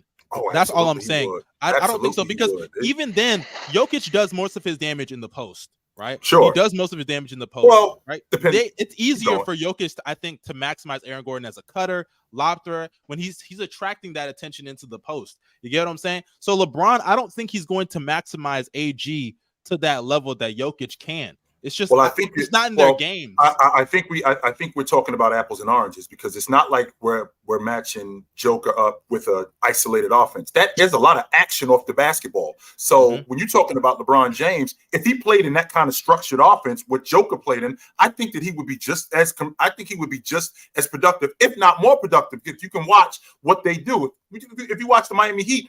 That's why he was productive with them, averaging 7-8 assists with Dwayne Wade, with Chris Bosh, with all of these guys, because there was a lot of action off the ball. It wasn't like they was just giving the ball to James and, okay, James, you go. No, he was looking for Chris Bosh. He was looking for Dwayne Wade. And when he was in Cleveland, same logic. He actually got Tristan Thompson paid. Tristan Thompson being one of the better rebounders in the game. He actually made him look like a really good player, cleaning up around the rim, being a finisher. So when you're talking about a guy like James, I think a lot of it has to do with the offense. That's why the Joker comparison doesn't work, because he's in a different offense.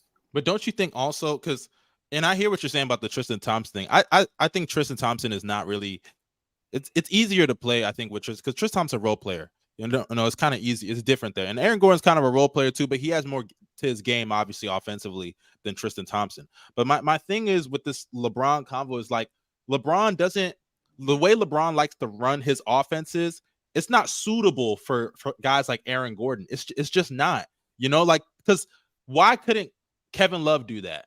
Kevin Love was literally told, you're going to be spot up. We're going to give you 1-2 post touches. That's it. That's literally what Kevin Love was told. They didn't let Kevin Love. No, but Kevin Love's also wait. Kevin Love's also a very underrated passer. Very good passer. They could have used Kevin Love in a lot of the two-man sets, but they didn't. They didn't. And that's what I'm saying. LeBron does not do that. Kevin Love's game is completely different. Aaron Gordon's game is mainly predicated off athleticism. Kevin Love is a guy who can stretch the floor in his shot. That's the difference in their game. So LeBron James was, even though I didn't think he used Kevin Love enough, he used him to a strength that he had. So, but a guy like Aaron Gordon, he would have to adjust to his game. See what I'm saying? He would have to make that adjustment, and we're not going to say that he just couldn't make the adjustment. That's not what I'm saying. That's not what I'm saying. Hold on, no. That would be bad to say because of the simple fact that we have seen him play with dudes that have been athletic like that. I can give you a perfect example. Jeff Green. Jeff Green. And a younger Jeff Green. And with Jeff Green, who plays similar to Aaron Gordon with the athleticism, he went to the NBA Finals. So what are you talking? Jeff Green is the key call in that system. Wasn't Jeff Green one of the best players in one of them series, second best players in them series? The 18 year, the 18 year. So I'm saying we seen that before. So for you saying that, I don't like that excuse. I get on LeBron James for stacking the deck and all that stuff, but again, I ain't gonna sit here and let you just lie about his game. No. I'm not lying. I'm not saying LeBron is not portable. That's not what I'm saying. Because also defense matters. So I think LeBron helps a lot of people defensively if you're talking about his peak. But I'm talking about like Kevin Love. Yeah, Kevin Love as well. But I'm talking offensively. I just don't think it's a seamless fit with LeBron compared to other players in the offensively as players. I just don't think it is because LeBron runs certain systems that limit certain players. Like Aaron Gordon isn't even ideal for LeBron because of just the floor spacing that as is. He could play with a Jokic because Jokic, he doesn't even need that floor spacing like that. And LeBron doesn't necessarily need it, but Jokic can still produce at a certain level and help other guys get better even without that floor spacing. I don't think LeBron does it to that degree that Jokic does. That's all I'm saying. All right, I don't think he does it like that. I gotta step in. We gotta change topics. I got a lot of super chats, and we have to get to the topic of the show. But I got a couple more. I got a couple super chats I'm gonna read right now, and then we're gonna go ahead and get into it. I got some clips to play for you guys. All right. Teddy Hart said Kevin McHale literally gifting KG to Boston. Kelly Olynyk tearing out Kevin Love's shoulder, and Kevin Durant, you know why, collectively took about 3 to 4 rings off LeBron's career. LOL. Just my opinion. First of all, Kevin McHale did not gift Kevin Garnett to the Boston Celtics. Kevin Garnett had a no trade clause in his contract, so he had to okay that. That's number one. Number two, Minnesota was better than Boston before he went up there. So until they actually got Ray Allen, he was not really interested in going to play up there because we was already better than them. So let's kill that logic right now. Moving along.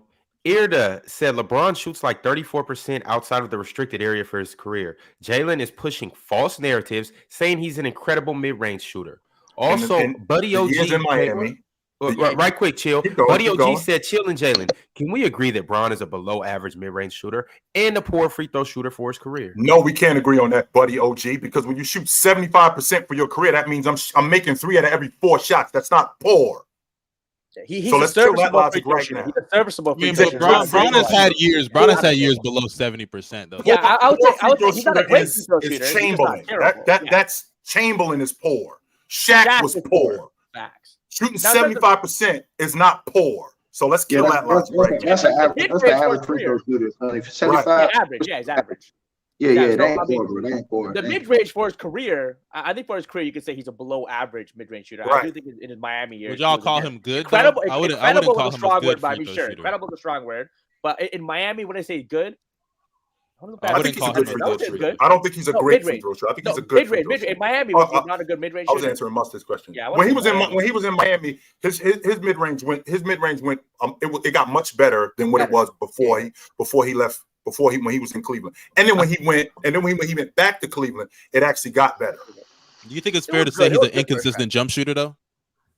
Sure, you can say he's inconsistent jump shooter. I don't mind He's a that. streaky jump shooter. Yeah, Like he got one of those jump shots. Once he gets going, he's pretty impossible to deal with. But when he's not hitting it, he's not very good shooting the jump shot. It's crazy how you're an inconsistent jump shooter, yet still the all-time leading scorer in the history of the sport. Just want to throw that out there. Kai Mazuka said, hot take. Both Thompson twins making all NBA and Rookie of the Year. Mars think the one in Houston is Magic Johnson. Yeah, he rarely gonna get burned, and the other one ain't gonna play at all. Amin is Magic Johnson. What are you talking about? Ticket? Hold on. First of all, I'm talking about Ime Udoka being the head coach down there in Houston is trying to win. He's not finna play little boy over big boy. The dude they just paid down there, the point guard they got, he's fitting to eat up at least 37, 38 of those minutes a game. So young boy, I would be surprised if he played. I would be. You're not hearing me, but no, that's where he want to be ran at. That's something I'm so confused about because like I understand they have to spend the money. Yeah, where they playing him at, Domo? Where they gonna play him at? They're gonna play him at the backup one, and they're probably gonna play KPJ if they keep him at the backup two. Who's their backup two? I mean, I think they'll trade him. I think they should trade him. KPJ, but until they do, he'll be the backup two. Am I wrong? Am I bugging? He'll be the backup two. I'm just saying it ain't too many minutes for that boy this year. I don't see him playing more than. I don't see him playing more than 9 or 10 minutes a game this year, bro. I'm be honest with you, Ime, bro. He finna get no burn like that with Ime, bro.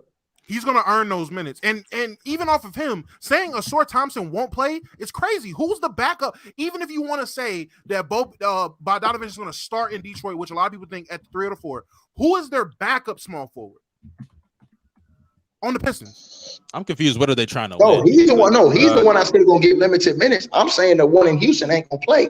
His ass gonna be buried under the bench. That's why you gonna see y'all. Ime old school, man. He from the old school, bro. He don't just hand out minutes to them young cats, bro. I'm telling you. This is in 1972, man. This is 2023, where if a guy earns those, I promise you, minutes, bro. Bro, I promise you, going to get him on the court. His defense alone is going to get him on the court. You don't not. Well, hey, 20 games into the season, Mars gonna come up here and turn on Ime Udoka. Watch what I tell you. 20 games into the season. 20 games into the season. Hold on. It's August 17th. I want everybody to remember this PC episode because 20 games to the season when Amin is getting sufficient minutes for a guard. Mars is out. We're going to be all players' choice, and Ticket's going to be sitting there saying, "Oh, we only 20 games in. We got a whole season to go." His whole tone is going to change. He's going to get. Not going to get no burn, bro. Bro, you got to study Ime Udoka style, bro. Early season, watch. He's on the Popovich tree, bro. They don't play rookies like that unless they have to, bro. He's not really playing that dude like that. I'm telling you. He's going to have to play him. He's going to have to play him. Watch. So why would they go sign Fred VanVleet then? To have a starter and a guy to have him until he develops because he's still a rookie. I'm not. It's not that. I don't see what's so hard about like understanding the fact that VanVleet is going to start at point guard. I don't think he's going to be playing 38, 39 minutes a game. Might play 30 to 32, and Amin can come in and play sufficient backup point guard minutes. I don't want no excuses, bro. Mars is real quick before you read that super chat. Mars is what's the kid's name in Toronto? Scotty. Port. No, not Scotty. The rotation guy I'm thinking about.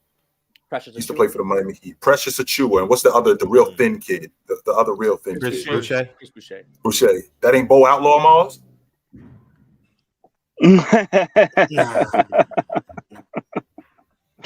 The goggles, man. You gotta have the goggles. You gotta have the shaved head. They ain't got the aesthetic, man. They ain't got the aesthetic. Yeah, man. As you were saying, Ron. Avion Plummer said bold take. OKC will get to the second round of the playoffs and will be the 4th seed in the West. I don't have him as a 4th seed. I do have him as a legit playoff team, but winning a playoff series. I would have been shocked if they're a top 5 seed. I would not be shocked. It's possible. Yeah, it's possible. Man, they y'all talking about overhype.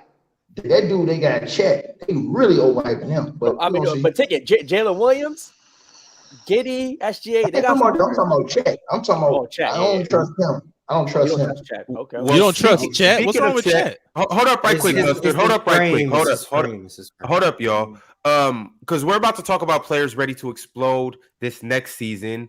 And we're about to talk about, two clips that we've seen of some guys at Open Gym this summer, an NBA run. And as you can see, Chet Holmgren, well, he had 31 points in a scrimmage that went to 97 points, and he had some other NBA players on his team, and he was playing against other NBA players too.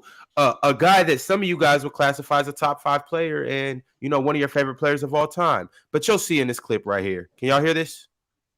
Oh, this video has no sound. I can't hear it. No, It doesn't have no see it. sound. You can just watch it. It says it's muted in the bottom right. The speaker. Yeah, is muted. it said it has no sound though when he tried to unmute it. Oh, okay. I didn't even see that. He got Katy some work there. He got Katy some work there. Man, ain't no defense at the basket, man. It's still No, open yeah, gym. hold on, Though. hold This on, is still look at open gym though. Oh, No. step back out, KD. It's true. There ain't no defense there. Yeah, this is still open gym though. To be fair, Man, every NBA player do this during the summertime, though. like Steven Adams be looking like this Steph ain't in open representative gym. of NBA basketball, but Remember it's Ben Man, he Simmons in does open look gym? good though. He looks good. Ben This Simmons is Yeah. shooting rookie of the threes year. in the open You're gym. looking at the rookie of the year right here. It's I like looks I this. think good, he's though. what you call. I think so. I think so. I mean, but He's y'all not can, playing- y'all can he's not still, y'all playing can six still man. see, y'all can still That's see Kevin what he's Huerter? doing, like his abilities Yeah. and whatnot. Right. regardless. Yeah, that's why I said it's Right. good to see, but like Bob, it doesn't mean he it's gonna be a he can bust. play. He gonna be a bust. He gonna be a bust, and they gonna make every excuse for the boy. I mean, I think his playing He's gonna be a summer bust. league. I think his playing summer league against guys like Walker Kessler and stuff like that is more telling of what he'll probably be like in NBA. Walker Yeah. Kessler was one of the better big men defenders his rookie year amongst everybody in the league, and Chet was busting his ass when they played. The thing You- with you Chet, know what I see when I the see- thing with Chet too, Yeah. is like even if he doesn't score a bunch of points, his defensive ability defense alone will will make it translate. where he's not Yeah. he's not Yeah, going but to be how a long will bust. he be He's durable, not going to be a Bob? bust. I'm not That's sure. Well, that's the I thing. don't want Right there, I don't want to That's the speculate million-dollar on that. question. But I will I mean- I will say that his I don't defensive I see his ability alone ceiling will make it as where he won't be a Bargnani, bro. bust. I feel like Bargnani I feel like that's so disrespectful. I feel Always like a white similar guy. to Wembanyama, their defense alone is going to keep them in the league for a very long time. Like they're going to be fine in my Defense opinion. and the touch, because he can shoot. So the fact that he can protect the rim at a certain level and be able to just hit an open 3-point shot for a big man to space the floor is going to keep them in the league. Now, is he going to be Hey, this? Ron, how many times we reaching gonna his watch ceiling? this shit? Yeah, I'll just want you guys to see how he busting Kevin Durant's ass. Open gym or not, he is torching Kevin Durant. I mean, he cooked Yeah. Curry too. I mean, we know he can cook NBA players. Look, going around that boy like, hey, just going through him like it's water. Hey, And I Ron, feel- let me ask I you a feel like a question. lot of What NBA players- option is he gonna be with? Well, let me ask you, Mars.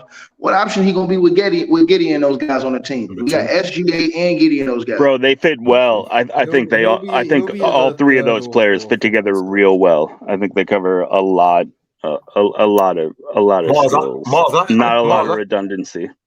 Mars, I I think think- he comes up with him now being number one, a post presence, him being a rim runner, not just a rim runner and a post presence, and a pick and pop guy. I think Giddy comes off the peel more.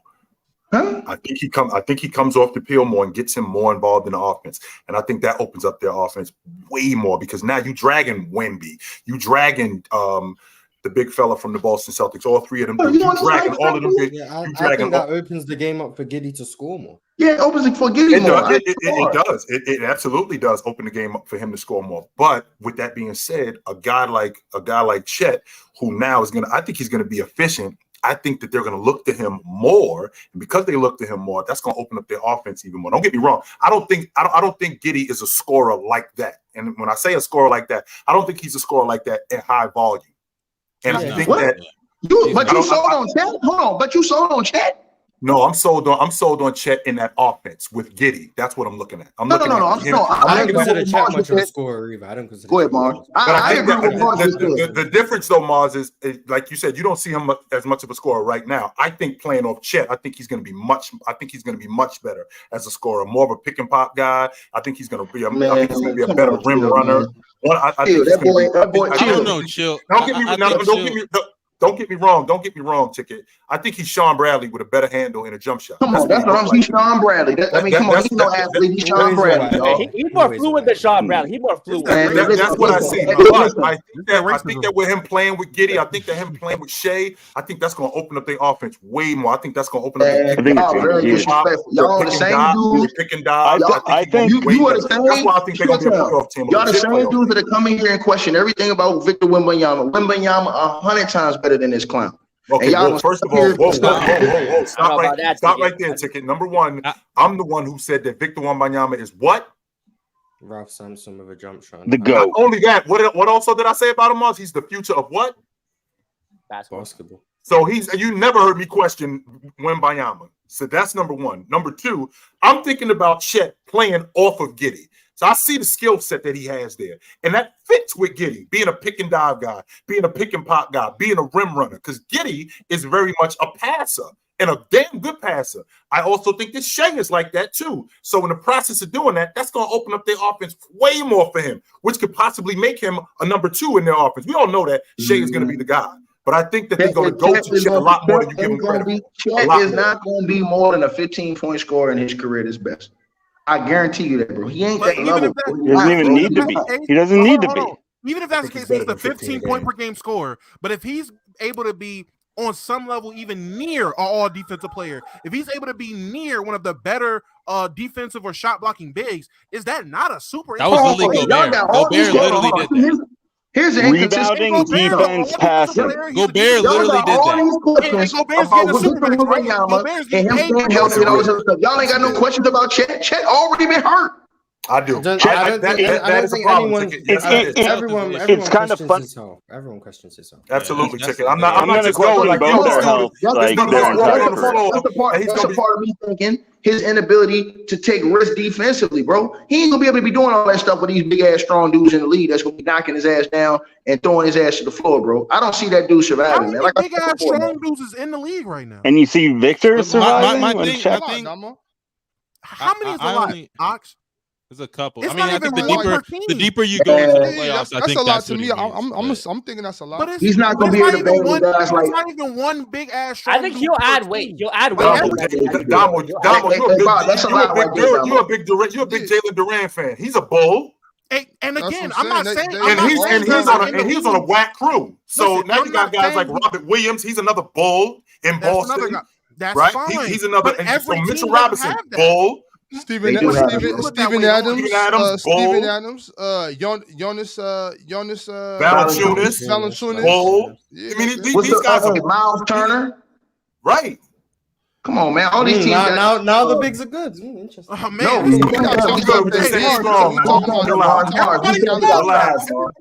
that's it, Mars. Chill out. We saying they got size, Mars. They got size and they got. Listen. It's fair to say that yes, Chet is a smaller guy. Absolutely, I agree. But again, to assume that everybody's just assume he's about to play in a league where everybody's about to treat him like this is 1992, and we're just gonna big body him out the. I don't. No, we ain't saying that. I'm not saying that. Not saying that. Not everybody. I know there are guys that are bigger bodies. There are guys that are going to play physical, 100%. But that is not going to be the average thing amongst every team in the NBA. He's going to have nights where he's playing guys that's playing a smaller lineup. He's going to have nights when he's playing against a big that's playing more finesse and playing away from the basket. And he doesn't have to bring as much. Either way, it's not going to be a problem for long. You know what I'm saying? He's going to get stronger. He's already getting bigger. I don't believe that, Bob. I don't believe that. I don't believe that, Bob. I don't believe his body for these first 2 years. Either way, no matter what his body looks like, he's no doubt gonna get stronger. He's gonna get stronger regardless. He's already put on some weight too. But for these first 2 years though, for these first probably 2 seasons, that's how you gotta do him because he's long. He knows he got good timing. He another bold, Bob. He'll meet you up top. I don't care who he is. I'm talking about. I'm watching him play. I'm watching him play. The boy. He has good footwork. He has good timing. He got good instincts on the defensive end. So when you got a kid like that that's so big, so long, and athletic, you got to go in his chest. And you're gonna do that. You're gonna do that as long as you can because that's all you can really do. So yeah, anybody that's trying to score on Chet, they're gonna bully him. They have to. Can I ask? Honestly, hold on. How many guys in the NBA right now do y'all believe is averaging 10 rebounds coming out of last season? Well, I know DeMontis is. I know Kevon Looney. I think eight guys are averaging. So Anthony Davis, Giannis, Anthony Davis, Joker, Giannis, DeMontis Sabonis, Rudy Gobert. Let's see, who else am I thinking about? Rudy Gobert isn't up here. I did say Giannis. Oh no, yes, he is. Rudy Gobert is absolutely up there. Let's see, 10 rebound a game guys. Don't do it, well, let me go and get your number. It's 12 guys averaging 10 rebounds in the league. Outside of that, right now, coming out of last season. Outside of that aren't averaging 10 rebounds, you have Zubac, Jared Allen, Bobby Portis, Mitchell Robinson, Kevon Jared Allen Looney, had 10 rebounds. Again, I'm talking about 10 solid, so not rounding up. Okay. Right. Nick Claxton, Bam Adebayo, Right. Jakob Portal, Mhm. Nurkic, Sengun. I don't know who Raekwon Gray is, but he plays on the. He's a forward for the. Probably played like 2 games. He probably Evan played like 2 games. Mobley, Durant, Evan the Mobley, Nets. yeah. He plays for the Nets. All guys Mobley, checking guard. These all Jalen guys checking Duran, guard. Mason Plumlee, and then Chet, Jason I'm Tatum. less worried So about out of them all getting those names- bullied by. So all these names I just named, I promise you, a lot of those guys aren't just these big, beefy, bulldozing guys. So, Right. so to assume that Chet is about to have to deal with so many just big guys dominating him again, like I said, it's not every team. It's not going to be on a Bro, night he's in, right. night out Tell the basis. truth.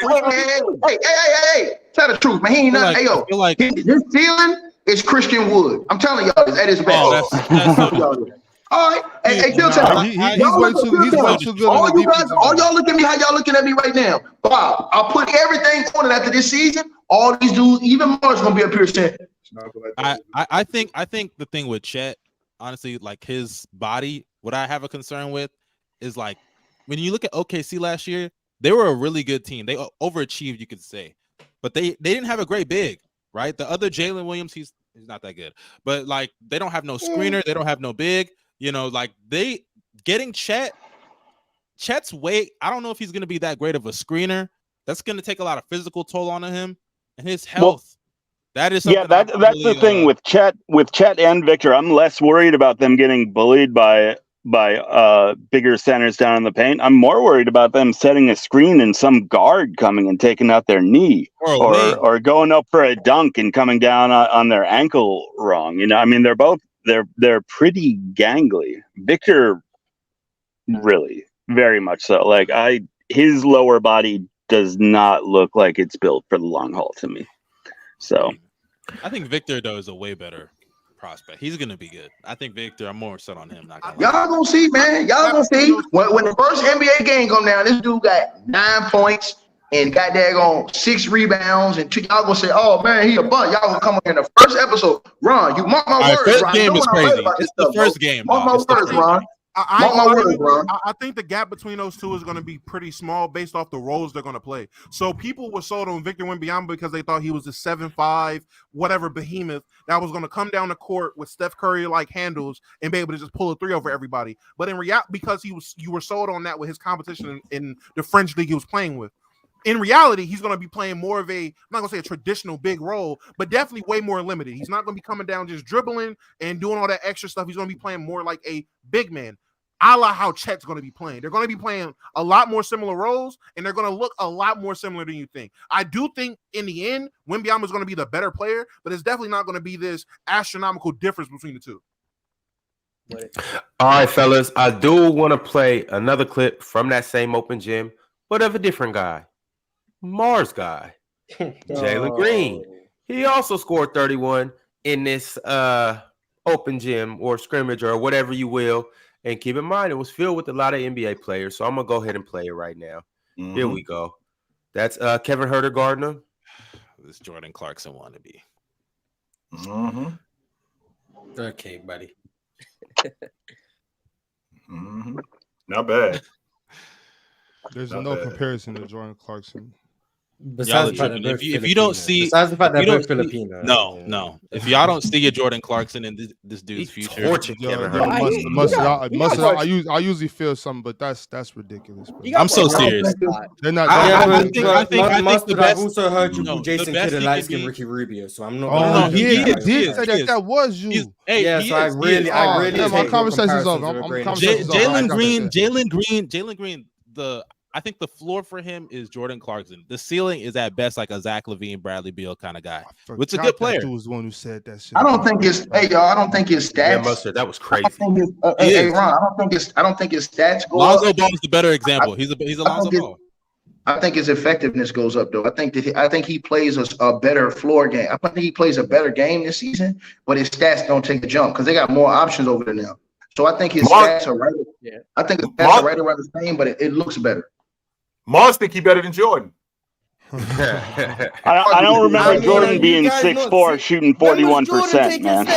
He bigger than 6'4", Pirate. He ain't bigger. No, he's 6'4".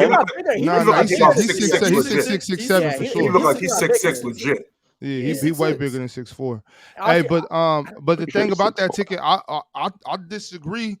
I agree with you saying that his production gonna be better. I think his stats might go up a little bit too. I think Fred VanVleet might get him some more open shots. Yeah, no.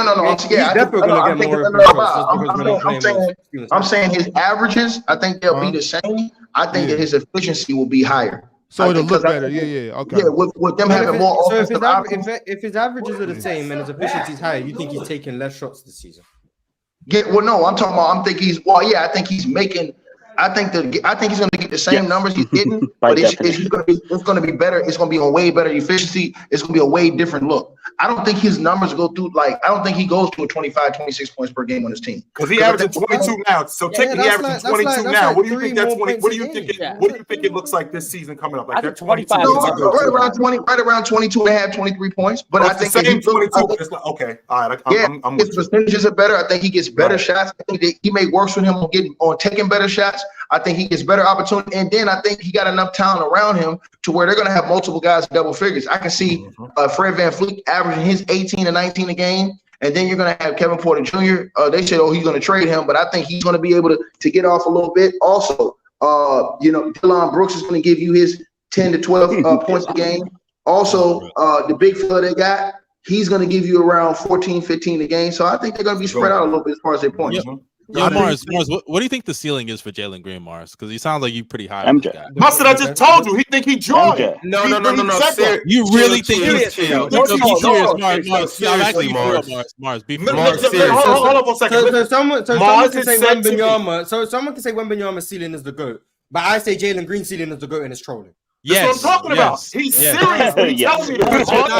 You're not serious. You really told me he's Jordan. He think he's Jordan good. That's what he told me. He has more of a chance to be out the league than be Michael Jordan. I stand. That's how good he said that to me. Mars, I'm here with you on this take. I stand. Jordan at this age wasn't even in the league, so he's already beating him. Crazy because he was still a better player. What about he's already beating him? That's a fair point. He's beating him. Dwayne Wade is going to be better than Dwayne Wade. I think that'd be the call. Crazy. I think Jalen Green will be the best two guard in the league. Not NBA. That's fair. That's fair. That's fair. His comp is Anthony Edwards in the next coming years. That's fair. Yeah, I would say with Jalen Green, the development we're seeing from Jalen Green, y'all heard me, man. I think the Rockets will win 40 games this year. Over Kyrie? Well, Kyrie's 30, so when in the upcoming years, when Jalen Green's the best two guard in the league, Kyrie will be like 34. Like so probably hold on. Okay. I thought you talking about this next. I got the Rockets winning 40 games, and it has a large part to do with the fact that not only Jalen Green is going to take a huge step, and I wish you would have shown them Sengun highlight 40 games. 40 games. I think they can win 40 games. I think they can do exactly what the Thunder did last year. Last year, 21 going into, at the end of the 21 season, the Thunder won 24 games. And in the 22 season, they won 41, 42 games or whatever. They were a playing team. I think the Rockets can be a playing team with the additions they made, plus the steps that their best two players are going to have. I don't call me crazy. You're crazy. You're crazy. Hey, that's fine. 100%. And Mars to sit here, he's already doing more than Jordan at 21 years old. Just so you know, Jordan at 21 years old was the college player of the year. And then the next year, that college, night, I don't care. College meant something back. Literally better. He was the college player of the year. And the next year, Mars, by the way, which was a big man league, that 19 game he was averaging in college went up to 28. I just want to put that on. I'm gonna be at 21 years old. Yeah, good for him. I don't care. I'm gonna be real, bro. I'm gonna be real. You're saying here on record that 21-year-old Jalen Green is better than 21-year-old Michael Jordan. He's saying what I said was Jalen Green has already done more in the NBA than Michael Jordan did at this age. Okay, but now I'm asking even in the league. I'm asking you: is 21-year-old Jalen Green better than 21-year-old Michael Jordan? Yes. Have you heard of evolution? Man, this boy need to get the hell Wait, Mars. 21-year-old Michael Jordan was 40 years ago. Evolution exists. I'm sorry. Evolution takes, and for the record, Mars, just so you know, evolution takes millions of years. Yeah, No, Philtown. no, when it comes Can to I just What are you address the talking evolution about, thing? Philtown, they don't have switches in the UK. They ain't got belts in the UK where they get cuts. Let me tell you something. We had to grow up. yeah, We had to belts grow just up don't with stuff exist like over that. here. We're in a third world country. Belts just don't Straight exist. up. Yeah. Stop I'll referring to I'll it tell as you right now, evolution when you you're need a- talking you about need a- husbandry. you need a- Evolution. Your ass, I'll tell you right now, you need a Joe Jackson ass whooping, boy. I tell you that right now. It's fine. You can disagree with the facts. Mars, I just Jalen wanna- Green is Michael Those aren't Jordan facts, with a 3-point dog. shot. It's the same thing. Oh my do- god. Hey, Mark, With a 3-point shot. Do you know about them He Joe does Jackson not ass believe that. He whoopings? doesn't believe that. He Yes, doesn't he A believe does. 3-point shot. He said He this. said I refuse to 34%. I ain't never Mars- seen Michael Jordan I take refuse step to back believe threes Mars off the believes bounce. that. It wasn't happening. I mean, You need to Google Joe Threes that aren't Jackson. going boy. in. they do go in. Are we forgetting that 32% of the defense was a time. huge part of Michael Jordan? Not rookie Michael Jordan. No. That's facts. That's actually true. So once again, we're just making up stories about this guy who everyone wants to proclaim as the greatest. No, Jalen Green's better. Look, honestly, Like Michael Jordan just came into the league and was an I'll elite stand defender. with you, No, Mars. he Hey, wasn't. Mars, I'm on your side. He was man. not that, Mars. I'm not No, saying he that. doesn't believe that. Dom doesn't believe that. Dom doesn't believe that. He was just running Nobody's around saying that he shooting. was an elite defender, but fundamentally, he was way better than a bunch Jordan of did not come into the when league he as a showed bad up into defender. the He league. came into the league as a Fundamentally, decent he was a defender. damn good That's defender. That's just number not one. true. Go Jalen watch Green Michael was Jordan in his clueless rookie as a year. No, but- defender. So Michael you Jordan think was Jalen clueless. Green He was is going faster than to evolve into a defensive player of the year? No one's saying that. See No that? one's Because I'm No, not- no, Jordan no. never should have Let's won take the D-Boy. defensive player of the year of the Jordan year. should We're not never doing won that. D-Boy No, anyway. I I don't ain't want to gonna do lie that. to you. I'm saying right I, now. I don't want to do that, Mars. What I want to stick to is I want to stick to Jalen Green at 21 years old with the offensive skill set that he has, and Michael Jordan with the offensive skill set that he has. When he showed up into the NBA at 21 years old, the athlete that he was, playing in a big man league, which was centered on everything being in the paint, for him to show up at 21 years old and average almost 30 a game. So now what we're going to do with his game in 1984, we're going to fast forward that to today, where the game is way more spread out. Why am I fast forwarding? Because you talked about evolution. That's why we're fast forwarding. Yeah, Jalen Green is the evolution. I'm not putting Michael Jordan. I'm not saying Michael Jordan the evolved. evolution. No. Oh. Yes, Jalen Green is the evolution. Mars. I'm not giving Michael Jordan the evolution. No, because that's cheating. Wait, Mars, do Michael you think Jordan is Jalen what he Green was. So if Jalen Green is the evolution, then why isn't Jalen Green much better, Mars? If he's the evolution, He is better, now. much better. Michael Jordan is a better athlete and a better finisher. Jalen Green shoots better. He handles the ball better. And passing wise, rookie Michael Jordan or Jalen Green is also a better passer. The only difference is Michael Jordan can jump higher and run faster. That's it. And all of that translated to his and all of that. Let's just say, for the sake of argument, that is true. That he could jump higher and run faster. Yes. That all translated to him averaging 28 a game as a rookie. Yeah, the game was faster in 1984 than it was today. It's faster. And how much faster was it, Mars? Air attacks. Let's just say, for the sake of argument, that it was faster. How much faster, Mars? Yeah, I have to look it up. I don't know that off the top of my head. Man, y'all let this boy get away with saying anything, man. We're not ticket. We're not ticket. And the reason why I'm asking you that, Mark, is because I'm thinking about what the game is today, and I'm thinking about how wide open and how spread out the game is today, right? And guys standing on the long ball line, and very rarely, I mean, they go to the basket, but they don't go to the basket nearly as much as they did in 1984. So we're talking about it. We're talking about an era where I played against big guys, dominant big guys, having to finish around the basket, a more physical era, just showing up. Because again, when Jordan shows up in 1984, I am not a pro. I got pro potential. And he shows up and he's dominating right from the beginning. Mars, now you're telling me Jalen Green is the evolution who shows up to the NBA and shows up to a faster, more wide open. Wait, Jordan's rookie year was 84, 85, right? 84, 85. That was his rookie season. I don't even know if they have pace stats for. They do. They 1000% do. So the pace was 102 in Jordan's rookie year, and the pace now is below 100. I know that, but let me get the accurate number. Yeah, that's negligible. The pace now is 99. Give Jalen Green 3 extra possessions. That's 9 points. Okay, so 3 extra possessions. So hold on, Mars. Mars is a master troll. Mars is trolling. I know you appreciate That's efficiency. 9 points. I'm telling you, he's trolling us, dog. He's not serious. Mars, I know you appreciate efficiency. What's 3 times 3? 9. So give Jalen Green 3 possessions. I can see him smiling. He's smiling. Right, he's holding his smile. Mars, you under. No, I know Mars does really like him. He doesn't think he's MJ. But No, but hold on, no. Hold on, He's a very entertaining playing player. 38 minutes a game. Jalen Green's playing 34. So 4 minutes less in a slower era, 9 points. Easy. Let me explain this the psychology here. Mars came into basketball with the Warriors. They were a team of the ages. Now that he's seasoned in basketball, he wants to hop in on the ground level for a team. So he's rocking with Houston. And I just gave unequivocal facts. Michael Jordan No, plays 4 you didn't, more Mars. minutes. So Michael you're Jordan giving me- plays 4 you're more giving me minutes one in an era that was faster paced, and we're talking about the fact that MJ averaged 6 more points. I'm sorry. Think about In that. 4 extra minutes. what and was the extra field goal possessions, percentage? Jalen Green can score 6 points. He can do that. Think about that for a second. So less than one possession more a quarter. Less than one, because you just told me. That's So giving him sure. 3, you want to give him 3 more possessions per game. He's not per he's quarter, joking. Per He's game, joking. per game. You're gonna give, Sure. which is less than 1 a quarter. No, he's And we don't know serious, what that Byron. possession is going to be. We have no idea Sure. what that Give possession him the extra 3 possessions, plus But also you're- give him but the extra you're- and possessions what- in the what you're 4 telling me is minutes that he doesn't play that Michael Jordan does. So 4 minutes of an NBA game, if there's 102 possessions in 1985, 4 minutes of an NBA game out of 48, that would probably be about another 5 possessions, give or take 5 possessions. So the 3 possessions already that he's not getting because the pace is slower, plus an extra 5 possessions based on the fact he's playing less minutes. That's 8 possessions for Jalen Green.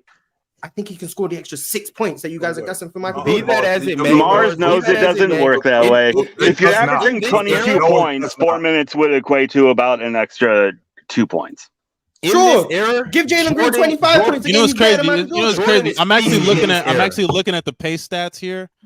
The pace for the Rockets this past year was literally the same as the pace for the Bulls in 86. It's Yeah. the exact 85. It's the exact same. I told you. It's the exact same though. The Okay, so teams the, are so, the so, exact so the same. league space as opposed to the system that Jordan was playing in, by the way, which Was lower. Right. Which, Okay. if you He's look playing at against the other teams. I don't know him to, But his team is at a slower pace. So and what are he's you playing trying to against say? the other teams that are Yeah, playing against fast. teams fast. that are That's playing fine. faster. He's playing against teams that are playing faster. We're saying Exactly. on average. That's- Jalen Green in the 80s averaging 45. I don't like. oh, Yeah, that- okay. that's top- That's the point I'm Ah, yeah, making yeah, right he's now, trolling, he's though. trolling, he's trolling. Because today, if you put 21-year-old Jordan today, right now, in his ability to get to the rim, how he was in the 80s, in the 90s, Purest slasher yo, ever. Hey, that 28 that he averaged as a rookie, we can go ahead and add a little bit more. 21-year-old Jordan gets defended like Russell Westbrook. 21-year-old Jordan leads the league in scoring. 21-year-old Jordan Not gets this defended league. like Leads Russell the Not league this in league. scoring. Yes, he Not does. this league. Yes, he Okay, does. I think Put Michael taking- Jordan at 21 taking in the turns, he's playoffs, kinda trolling. and he walks to the defends him rim. like Russell Westbrook. He Are you walks saying that and he they- still gets to are the you- rim, are you just saying like that the Russell Bulls- Westbrook gets to the rim. Are you saying that the Bulls make the playoffs? Is that what you're saying? At No, I'm 21 saying years put old? Michael Jordan in the playoffs in today's game at 21. They defend him like Russell Westbrook. And I'm pretty he's- sure they have how many points he would average in the era adjusted stats for today. We can just Yeah, that's No, I'm not talking about adjusted stats and all that bullshit. I'm talking about Jordan's game, watching him, knowing how he plays, putting him in this era. He's still Guys, unstoppable They're because guarding him like Rondo. Okay, We already have the answer. It's the air attacks formula. Get outta here with that shit. I'm about to kill all of this right now. They're guarding him like Rondo, right? So first off, Rondo, it's- John Wall, Westbrook. Okay, You so, pick a non-shooting guard. Okay, all right. So check me out. It's one of two things. First off, if you give Jordan a head of steam, and Ox has said this plenty of times, Ticket knows because he hoops, and everybody else up here that hoops knows this. You give Jordan a head of steam, and you're just standing still, guarding him like Rondo, he's still going around you, and he's still finishing at the rim. But hold on, no, because I'm not done. All right, so what happens when Jordan catches it on the mid post? What are you gonna do? Are you gonna back off Rookie of Jordan? Jordan with One of post the- game one of the- line. one of the- No, in the mid range area, because Yes, he could, Mars. rookie He Jordan did play wasn't 3 making years at mid-ranges. North Carolina. You He dumb came into the Mars. game. He didn't Are have a you money fucking mid-range stupid? game, Mars. He didn't, but Are he you couldn't knock dumb? down the mid-range. So how did he have a score 17 quick 28? game His when he mid showed range, up. It was all his layups. mid range, his mid range was. When he showed up Guess in 1980, come on. Guess Russell Westbrook could shoot. When too. he showed up in had a little 1984, elbow shot. Mars, He's not Mars, Russell that is Westbrook. not true. Yeah, When he Jordan showed up is in not Russell 1984, Y'all kind of capping a little bit on Westbrook Jordan shoot right better. now. Y'all kind of Dropping about what? All right, go. So let's go look up his His rookie mid-range- mid-range his percentage. mid-range- Let's go look up his They rookie don't mid-range exist. They percentages. don't exist. They Oh, only they- exist. oh, okay, They well, don't they don't have to exist. not We only watched do them they not play. exist, I don't know if you guys know this, but we can go I back was and a- watch I the promise film. you, you've We watched can like go back two and watch rookie the. Michael Jordan games. So how did he His average mid-range 28, Mars? was- How did he average 28? Getting to the rim. So every bucket was to the rim. I was around when No, of course not. Giannis makes jump shots. Let's not be done. Okay. Someone can't shoot doesn't mean they never shoot. Giannis makes jump shots. Giannis makes threes. Can you say Giannis can shoot threes? Okay. No, because he can't shoot. No, but we're talking about Jordan in the mid-range. We're talking about Jordan in the mid-range, shooting contested mid-range shots at that, double team, triple team. So you're saying that's not going to translate to this era? If you're saying, Mars, that he's getting guarded like Russell Westbrook, I'm not saying that he had a money mid-range game in 1984, but Jay could knock down a 17-footer. He could absolutely do that. Jay could score in the mid post. He could do not in the mid range and in the mid post and in transition. And Jordan, at 21 years old, was a phenomenal one-on-one player. He didn't even know the pro game yet. Jalen Green has already 3 years in the league. He's a one-on-one player, and it's still only translated to this. And you want to give Jalen Green 3 more possessions, and that's all you're getting is rookie Jay? That's all you're getting? You're getting 28 a game with 3 possessions? If you add Jordan to this era the 28 that he was getting, and you give him 3 more possessions and 4 more minutes, that 28 might be 35 a game, Mars. He's leading the league in scoring, and it's not even close. Because look, what I'm not factoring is dude is a rookie, so I'm looking at it right now. As a rookie, he shot 85% from the free throw line. You're gassing, Ron. You're gassing. How many free throws do you think Jordan's shooting? Just how many? Free throws. Let's keep it a buck. Okay, he's living at the rim. He's living at the rim. Okay, so he's getting 10. So he's getting 10 easy points off free throws a game. That's easy. We're not talking about fast breaks. Jordan, he's in the passing lanes. He's gonna get 3 or 4 fast break dunks, easy points. That right there, he's already at 18, 16, 18, right there. And then, what else we talk about in the half court?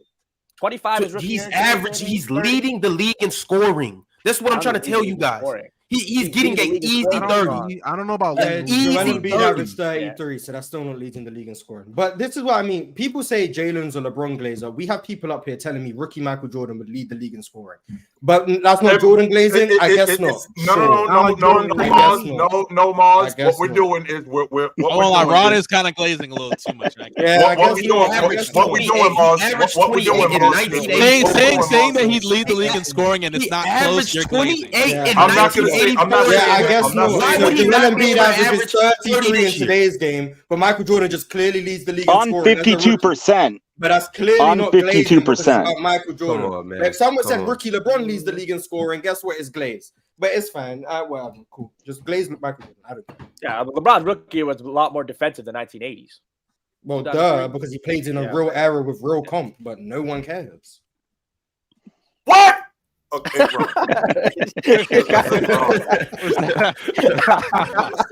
I'm sorry. Let's go, Ron. I'm sorry. Oh, man. All right, y'all. Come on. I think it's about time to go ahead and get into the super chats. Let's do it. At 21, LeBron was averaging 30. I'm just saying. Hey, Ron, he had to get that little extra glaze. Now you see how I feel. I just had to put it out there. We're talking about guys at 21. We're just talking Shout out to the 31% 31% who said Jalen Green's better than Michael Jordan at 21. Shout out to you guys. Oh my God. Shout out to you guys. 31%. That's that Mars influence, bro. 31% of the youth on the internet have lost their minds. Oh no. National. That's 31% of people who know boo. I was around when this dude had hair, and they used to call him Air Jordan. He would destroy this dude. Holy shit! What am I listening to right now? Jordan in his prime is meeting him at the rim. Bro, Mars he's trolling. Mars was trolling. What am I doing? Mars, you are taking years off my life. You are doing that when you do stuff like this. Hey, we spoke about LeBron for 2 hours, and I sat silently listening to a bunch of BS. You guys can listen to my BS for 15 minutes. I'm not gonna lie. When I have to listen to LeBron for 2 hours, I'm allowed 15 minutes to troll. I don't care. And with that being said, I stand behind that. With this conversation, Mars, you're taking some years off my life. Yes, that's fair exchange, no robbery, Mars. But can he just retire already, please, for the love of God? In the conversation I was just having, Mars, they always talking about. You said this person can shoot and this and that. Mars, didn't I teach you in PC weekend when we was playing what players who? Everybody can. Everybody can shoot the basketball. Look at Brooke Lopez. Look at everybody. Look at everybody. Shout out to Josh Oh, Smith, shoot. the shooter, man. Shout out Josh Smith, man. All right, y'all. Jalen Green's listed at 6'4". Yeah, his Is he? listed height is incorrect. He's 6'6". He looked like He was about 6'4" his junior year in high school. They'll update it.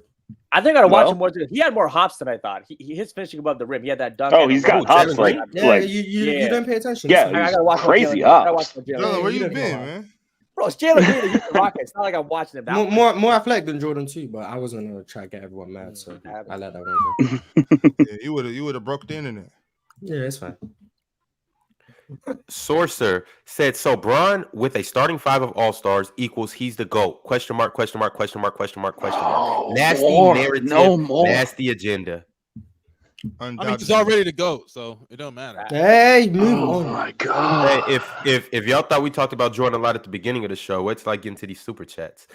Eli the Misfit said, Dane Corver, CJ Watson, Keith Bogans, Boozer, and Gibson. Keith Bogans is a name I have not heard. Keith of. Bogans. He was on CJ my Watson. list. Mars Keith Bogans was on my list. If y'all don't remember, you know what I'm saying, that LeBron, I mean that James Harden list. Keith Bogans was on there. Oh, that's wild. Oh, that's crazy. He was right there next to Kerry Kittles. Jay Renrick said it's so much better when you can hear everyone talk on here. The show was fire yesterday. All right, we'll take your ass back to yesterday then, sucker.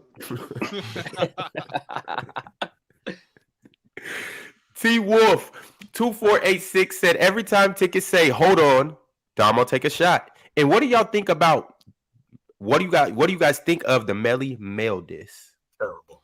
What's the Melly Mel this? I don't know Terrible. what that is. Absolutely terrible. He actually apologized. He took it down and he apologized. No. Okay. Who is Melly Mel? Yeah, I know who that is. I'm like, who is this guy? None of y'all know who Melly Mel is? Are we serious right now? No, The message? I'm about to Google him. They still tell, but they hip hop heads though. I'm How do you not know who Melly Mel is? Rap, bro. The dude's jacked. Very I just easy. Googled him. The dude's jacked. It's real easy not to know him. I only listen to Taylor Swift, so that's how I'm. I've recently been listening to oboe, cello, violin trios. Pirate's different. Excellent. Shout out Neo. Shout out the Backstreet Boys got hits too. I actually have some Janae Aiko playing right now. Shout out SZA. SZA better though. SZA clears. But go ahead. Hey, I was playing Sizzler before the show started. Did you guys hear that? SZA? You was playing SZA? No, Sizzler y'all or talking about Sizzler? two total different people. Sizzler. What did he say? He said Hold Sizzle. on. I know you were listening to I know you were listening to Sizzler, Big Foley. You was listening to Sizzler, not Sizzler. Sizzler. Yeah, Sizzler. Yeah, he's saying. I thought he said He's Sizzle. saying Look, I heard your music, bro. And I'm a crack because they were real no disrespect. If I ever rode with you in the car, bro, I'd have to have earmuffs and the things Phil Jackson wore to the goddamn on Sacramento King game. But that music No you be listening to, bro, I appreciation. can't stand that Ticket, music, what bro. you bumping? Ticket, what do you be bumping then? Oh man, you know I listen to SZA. I listen to I'm more of a Nas guy. I listen to guys like Nas, Jada Kiss, guys like that. You know what I'm saying? Montega, Jada. All right. I'm one of them type dudes, Don't you know what Nas I'm only saying, got bro? like two? Don't Nas only got like 2-3 good albums? Hey, Yo, don't Mustard, why you always gotta do this, Mustard? I'm being honest. Don't I'm ever bring asking his you. name I'm back on asking his you. name, You hate Don't anything before 2005. You hate That's it. not true. I just He might have defended the Michael greatest Jordan. hip-hop I just album of all I don't know why defended you Michael defending Max Jordan. Illmatic is Kinda. still the greatest hip hop album of all You were time. kind of on the fence. No, there. Illmatic, yes. Illmatic, keep going. Stillmatic. I'm still with Illmatic, Stillmatic. keep going. Hold on, Illmatic. It was written. I am Nostradamus. You Stillmatic. lost me. You Fire lost me. right You there. lost me. That's fine right there. You lost me. You lost me. Well, hold on. How did I lose? Hold on 1 second, Ron. History lesson. Illmatic, it was written. Hold on. Hold on. Let's go to it was written. Actually, pull it up. Let's pull it up. You didn't hold on. I just said it was written as good. I just said it Hold was written on. good. The track with Nas and Lauryn Hill does it all. If I ruled the world, dog, what's wrong with you, man? If I ruled the world. I mean, it's cool. What? I mean, Domo, they don't know, bro. Nas just got 3 good albums, and that's it, bro. No. You play some Nas? I like Good Nas. albums. I'm not gonna be like Mustard and say he only got 3 good albums. I'm not gonna do that. But listen, I'm not the same way I just sat here and glazed Jordan. I mean, we're not about saying just glaze Nas. Like it was cool. It was a cool song. Why can't we glaze Nas? We will glaze Nas. The album Nas drop was fire. The album Nas just drop was fire, and LeBron was promoting that album. The album Nas just dropped was fire. LeBron be promoting anything. What does LeBron got to do with this? LeBron again? Seriously? Hey, but hold on.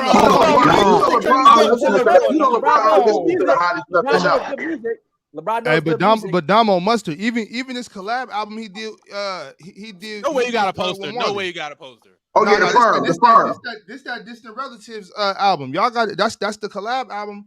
Hey, he did with Marley. That's we ain't even talk about the lost tapes. What's wrong with these boys, man? They lost bullshit. tapes. I don't know what y'all talking about. Man, hey, listen, you need to lose the X girl the way you disrespect the Nas. You sound like Lonzo Ball up here disrespecting Nas right now, bro. You need to get it right. Nas is one of the legends like out 21 here, Savage did, bro. Nas is a legend. Don't get me wrong, but I'm not. If you come, how you a legend? How you a legend with two good? Because he still has one of the greatest. He still has one of the greatest. Ain't nothing legendary ever, about dog. that. If you alive and been in the game for as long as he has, you only got two good albums, then you sorry as hell. No, Ox. You could have. He has arguably the best rap album ever. That makes you a legend automatically. Does Lauren? Not if you can't do it 3 times in 30 years. If you can't do it 3 times in 30 years, then you not. Lauren Hill legend. Lauren, we talking about Nas right now. Nas, no. If Nas has been in the game for 30 years and only got 2 good albums, then he's wet. I'll give him 4. I'll give him 4 because Stillmatic. It was okay. So now it's 4. Okay, tell the truth. Now hold on. Hey, Mustard, tell the truth and shame the devil. You said 2. Now no, I didn't say 2. I said initially 3. No, I didn't say 2. You didn't say 2. That was the first number you said. I said 3. Then I gave him credit for Stillmatic. That's it. He got like 12, 20 albums, dog. And the majority of them are fire. Yeah, all them early albums. All them early albums. Wait, real quick. Let me just ask, Ox, how many classic or good albums does Slick Rick have? Oh, that threw me for a loop. Slick Rick. I'm asking, how many great albums, classic albums, does Slick Rick have? I'm the wrong person to ask that question. Bro. Well, I can tell you, not more than 2, and he's a legend. I'm not talking about no Slick Rick. I'm talking about. But Slick Rick's a legend. He's a legend, though. Nas one of the greatest rappers that you can ask the greatest rapper. You can ask your favorite rapper. Slick Rick's one of the greatest storytellers ever. No. I'm saying. Nas is top 3 and he ain't 3. Top 3? Nas is top 3 and he ain't as a lyricist. But what is he 2? Man, forget this lyricist stuff, man. Just because you got cold lyrics don't mean you the best rapper, dog. That's not. Hold on 1 second. Mustard, who do you think the greatest rapper is of all time? I think Jay-Z is the best rapper ever. That's what I think. There you go. And Nas destroyed that dude. So sit down, boy. And you talking about somebody else wearing Hawaiian shirts? Hanging with Lil Chase? Come on, man. I mean, I'm taking Kanye over Nas. Hey, Dame Dummy. I get it. You Biggie and he Puffy. Huh? Yeah, come on. Mustard. We not taking Wayne? We not taking Wayne over Nas? I'm taking Wayne. You already know, Dom. I'm taking Wayne over Nas. He was 36 in a karate class. I'm taking Kendrick over Nas. Come on, man. All right, now you lost me. Get him out of here. Kendrick is him, though. Kendrick is him, though, too. That is so disrespectful. Kendrick has passed Nas years ago, dog. We've been past. Yo, Mustard. Before we move on, is it anybody else that you would take over Nas? Anybody else? Not some dude with whiskers Biggie like over Nas. I'm taking Biggie over Nas. I'm taking 50 Cent over Nas. Are you taking J. Cole? Oh, okay, I'm out. Are you taking J. Cole? I got an appointment at 11:30. I'm right behind. 50 is better than Nas. Jalen, stop. If you listen to 50 more, you think 50's better. Stop it. No, that's different. That's because I like 50 sound more and he had better y'all hear what he's saying? He said he listens to 50 more, but Nas is a better rapper. No, but I can acknowledge that. No, I can acknowledge that. Just like if I'm listening to a singer, I'll be like, okay, he's a better singer. That's a better album, but I like this particular album better. Singing is different because singing is based off of the voice. Singing is also. You're doing enough more than just the ear test. What? The what? That is a pretty big test for music. That is fair. Yes, no test. The music is real. Beyonce. All right, so we gotta keep pushing. That's the culture we live in today, Mars. That's the culture we live in. I'm gonna say I prefer this. I listen to this more, but this 50 one's is better. literally better. 50 is better. 50 is better, dog. I don't even know. I like Drake more than Kendrick. I think Kendrick's better I'm with rapper. I Mars. listen to I'm Drake with more. Mars. Real That's quick, criminal. Ron, real quick. What's up? Ron. What's up, Chill? Rap became a version of Malcolm and Martin. There's secrets I had to leave out this song. I want to make sure that I remember Nas, what he said. I can't rap in this song. He said something that still to this day, when you talk about a storyteller, there isn't one that's matched. And these stories all end up in his rhymes, in his album. Mm-hmm. So when he said, I lost trust for Steve Stout, but he said, I lost trust for Steve Stout to a point till I got to know him. We old friends. Puff soaked Interscope offices with champagne bottles on Steve. See, Steve thought the drama's on me because previously it would have been against whoever, friends forever. However, I learned with some it's all business, but I'm a street dude with morals. This gets with Jigga too much. He used to say Jay wanted my spot. I laughed, stayed home, never hung a lot. Talk to him, Chill. A quiet man who used to be alone planning. Well, baby moms thought I was too quiet, couldn't stand it. She hit the streets, later on hitting the sheets. The rapper who wanted me on this song, thinking he's strong. I taught her how to watch for cars who might follow. I taught her street that I know. Her weakness was shine, though, but that's her. I ain't mad, baby. It made me stronger. Now I get my paper longer. Illmatic, I was boss. It was written in our flaws. One of the most creative LPs ever to hit stores. And the Wait, hold on. Now, wait. Y'all like Elvis? Can I get the cam? In the firm learned I am Nostradamus. QB's finest. Uchi Wally faced more problems. I gave it all up so I could stay at home with mama. Since she was getting old and sick, so I stayed beside her. We had the best time. She asked me. Tom, you already know what to do, bro. I got you. Not till I see her help get stronger. In the middle of that, Jay tried to sneak attack me, assassinate my character, degrade my hood. See, in order for him to be the Don, Nas had to go. Again, B-I-N-O-G. I understood. See, what you want, I already had. This shit not getting played in my car. The gift in the curve. First shall be last. I'm a man's man. I got you. Now watch this. I was Scarface and Jay was when I had to hit him in his whole squad for Domo. Nigga, put some respect on it, boy. Hey, ticket. Excuse my charisma. Vodka with a Swixer. Swagger down pack. Call my shit for Twitter.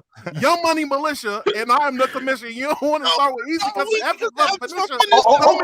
but what's the word without a nigga? Two bitches at the same time, synchronized swimmers. Okay. Girl twisted because she open when I twist her. Never met the bitch, but I fucking like a bitch. Life is a bitch, and death is a sister. Sleep is a cousin. What the fucking family picture? Okay. I know Mother Nature. We all love the family, but I am a no relation. No matter who's biased, I'm a celebration. White diamonds. Okay, hold on. Ron, put me on the screen, Ron. Put me on the screen, Ron. Put me on the screen, Ron. Put me on the screen, Ron. It's a water. Put me on the screen, Ron. Put me on the screen, Ron. Put me on the screen, Ron. Put me on the screen, Ron. Ron, put me on the screen. Hold on, Mustard. That's speculation all over. Brother Dig this. I'm about to sun down like a soda and make Jake to the moi. Put his lips on his snot and really kiss the gang. You about to really make me hurt. Man, get that mid. Hold up. Get that mid out of here. Hold on. Rob, put me in the big screen. Hold on. Rob, put me in the big screen right now. That rapping shit was cute. But isn't this? Baby, you should let me love you. Let me be the one to give you everything you want and need. Sing it, chat. Baby, your love and protection. Make me your selection. Show you the way love. Oh, you want to play the game? Put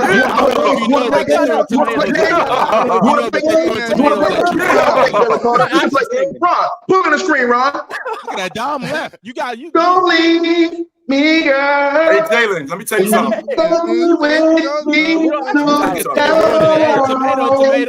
Let me tell you something right now, Jalen. I'm gonna tell you right now, Jalen. Stay away from my chick.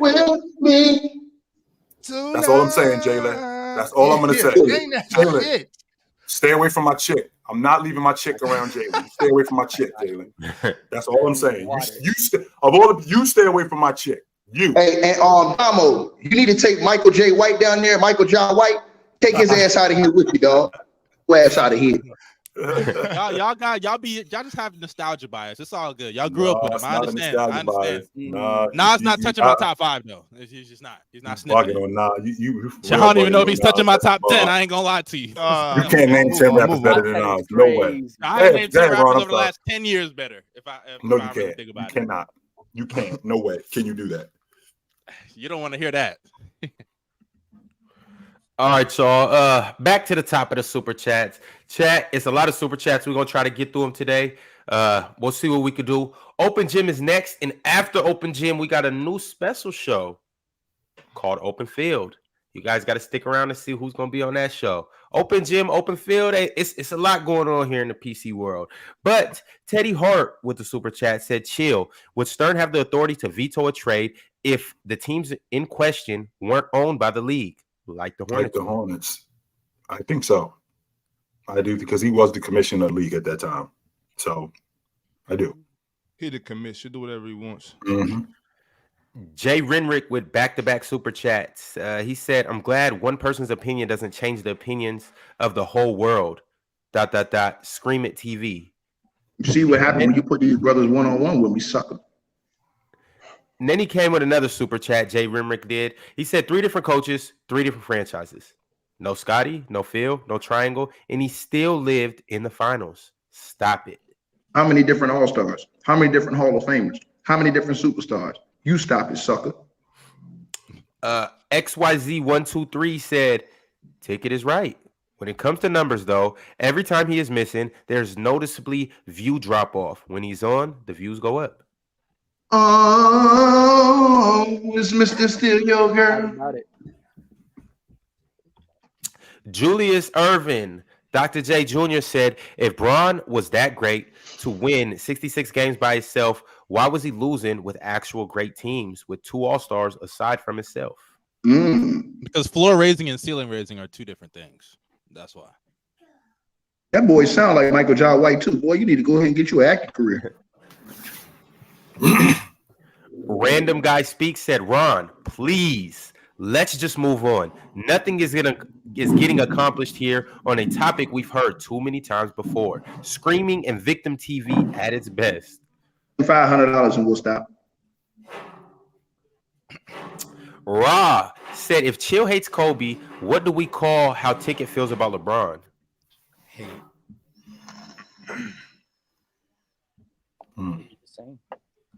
Both haters.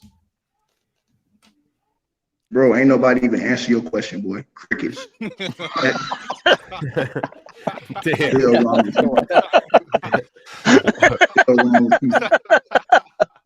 Walker with the super chat says, "LeBron fans kill me. They won 60-plus games because of Braun. But when they lose in the playoffs, it's, hey, he almost averaged 40, 10, and 10. It's not that simple." Because correlation does not equal causation. That's why. Talk about You can't just say a phrase and think you could. Am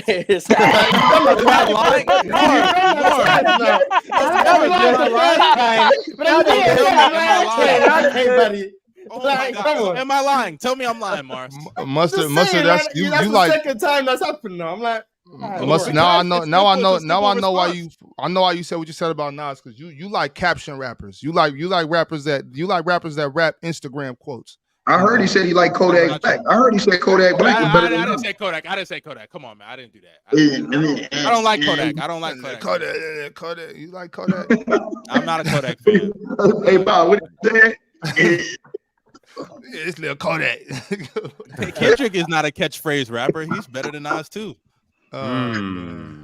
Oh, man. Whoa. Go back to that. Go back to that other super chat that you just had up there. Yeah, I got you. So Yang Twigs said Nas took that ether beat from my Uncle Rex from Harlem. Facts. Oh, my Uncle Dot Rex. mob. Shout out Uncle Rex. Shout out Harlem. Dot. That's dope. Feeling that.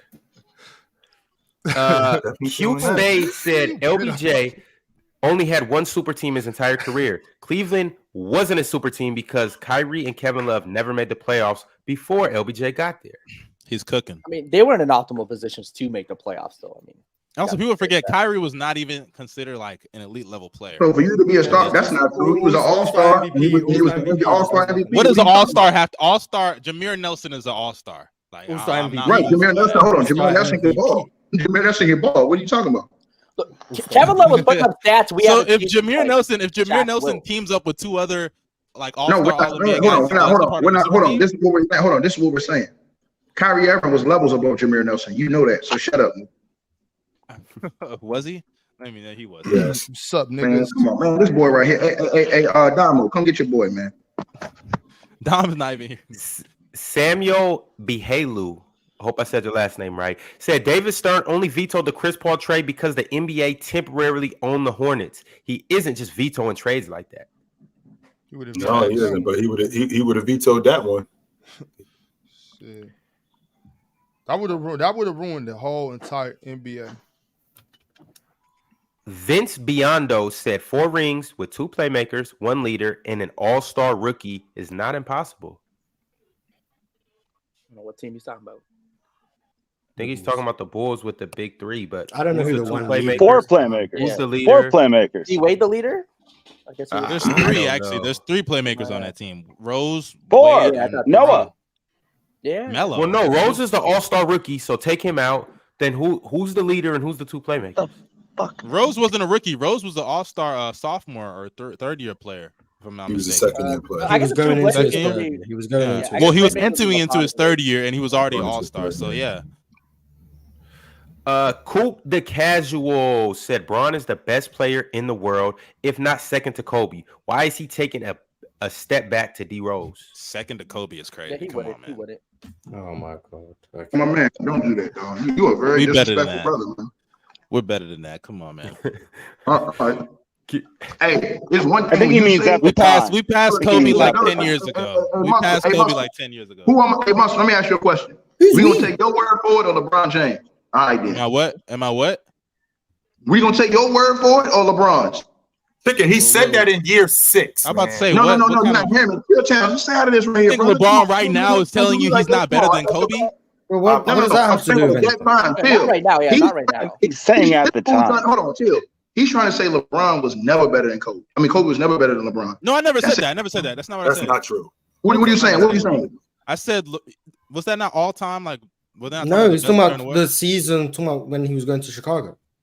He's talking about that Oh, season. I mean, he was better then too, but yeah, I guess. Man, Mars, I would let you cook this buffoon, but go ahead, Ron.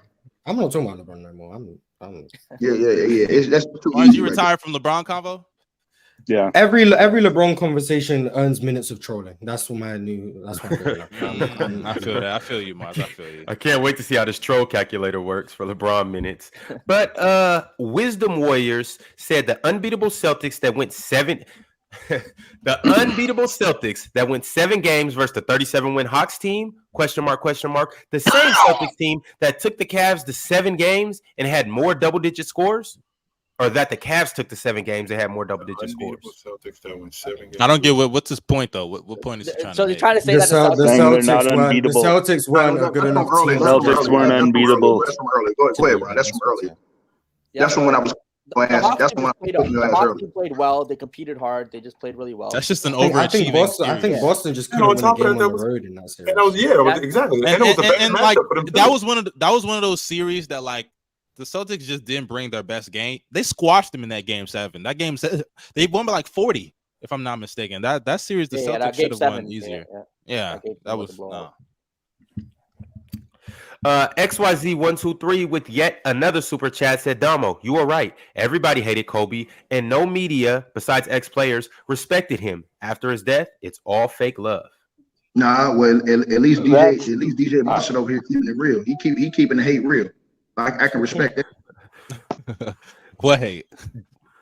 Dub Nation 101 said, hot take. 2020 Lakers was the best team LeBron has ever been on. 2012 is debatable, but the Lakers had better D, chemistry, and AD was the better Robin.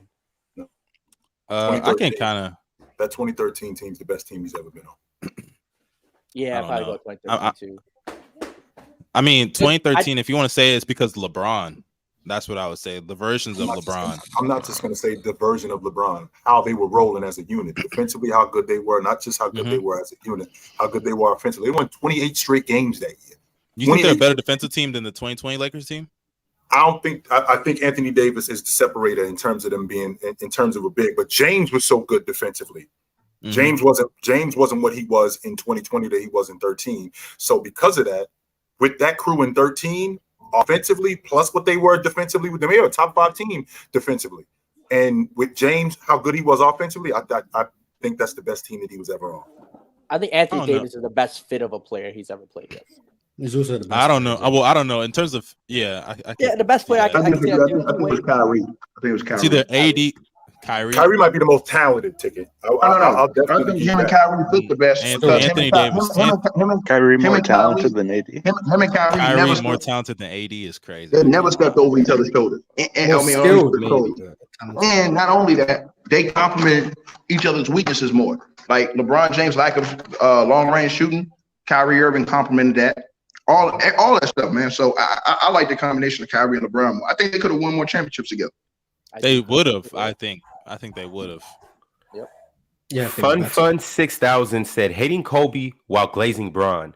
Where's Ticket right now? I was chilling, but I popped up like candy, man, baby. You know how I do. Dorian Clayton said, growing up, I loved watching Kobe play. Loved going against Kobe with my 2K player. I didn't understand the hate unless it was your team getting beat.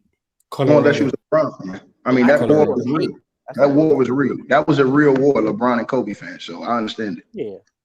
Colorado. XYZ123 with back-to-back super chats. He said Kobe got love from Lakers/ex players who played against him. The media/fans outside of LA never gave him his proper respect until death. He then said, if my super chats is y'all entire paycheck, y'all need to stop watching this, but still like the video and then get back to work. Shout out XYZ123. He also said, thank you, Jalen. I respect you even though you are a LeBron sexual. Jalen got a new tattoo too. A new what? You got a LeBron tattoo? I already got a picture of LeBron on his left cheek, but that's just a rumor. We a tattoo not the right one, not the right one, the left one.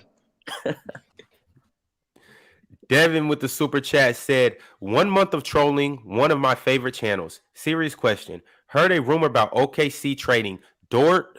I don't know who this second player is, dude. Usman Jang. Dort, Usman, and picks for Laurie Marketing. Thoughts on OKC's potential after making that trade? I like Dort on that team. For that. Yeah, they're not getting Laurie for that. I don't think they need Laurie. The Jazz are not trading. How many the Jazz picks they have? Yeah, I know who you're talking about. Not for no Lou Dort. Hell no, they ain't doing that. Yeah, I like Dort on there, especially compounded with Chet. The Thunder can definitely. This is the Thunder fleece, will this is the fleece master. They're not getting. That's not true. Fleece master's Ox. crazy. If they attach Danny Ainge is not giving them Lloyd Marketing. No. I don't think that if you just do that straight up trade, they're gonna get Lowry. But if you attach enough picks, Danny Ainge loves picks. He started that before Sam Presti started doing. Yeah, he loves. So he would take those picks for Lowry. No. He loves getting picks for players that he's done with. He doesn't love getting picks for players but like Lowry, who he's not done with. That would be I that mean, would be a dumb if pick. Utah are trying to dumb tank move. and they think That would Lowry's be too good a for dumb that. move in Danny Ainge isn't a dumb dude. So no, I don't think he'll do that. I don't know. I don't think it makes much of a difference anyway. I'm just saying. I think if you attach enough picks, Danny Ainge would be interested. That's all. I'm saying. Take it easy, chill town. I see where you're coming from. He definitely is a guy that's moved by picks, but usually, typically it's a player that he's already looking to move off from. I don't think he's looking to move off from Lauri Markkanen. No, I feel you. Kobe Montana said before he got to Cleveland, who was considered the better player, K Love or Kyrie? Kevin Love. Kevin Love. Wrongfully so, but Kevin Love. Hey, but who was better before they went to play with Bron? Like, who was Chris Bosh better in Toronto, or was K Love better in Minnesota? Kevin Love was considered better. I think Kevin Love, the stats he was putting up. Considered better, probably Kevin Love. Bosh, I think, was always a better player. Bosh led us to the playoffs, even though he did have a decent team around him. Graham Hodges said, what was Kyrie doing before Bron came home? Top of the lottery. But it's a super team because we throw out Hall of Famers, but it's so watered down.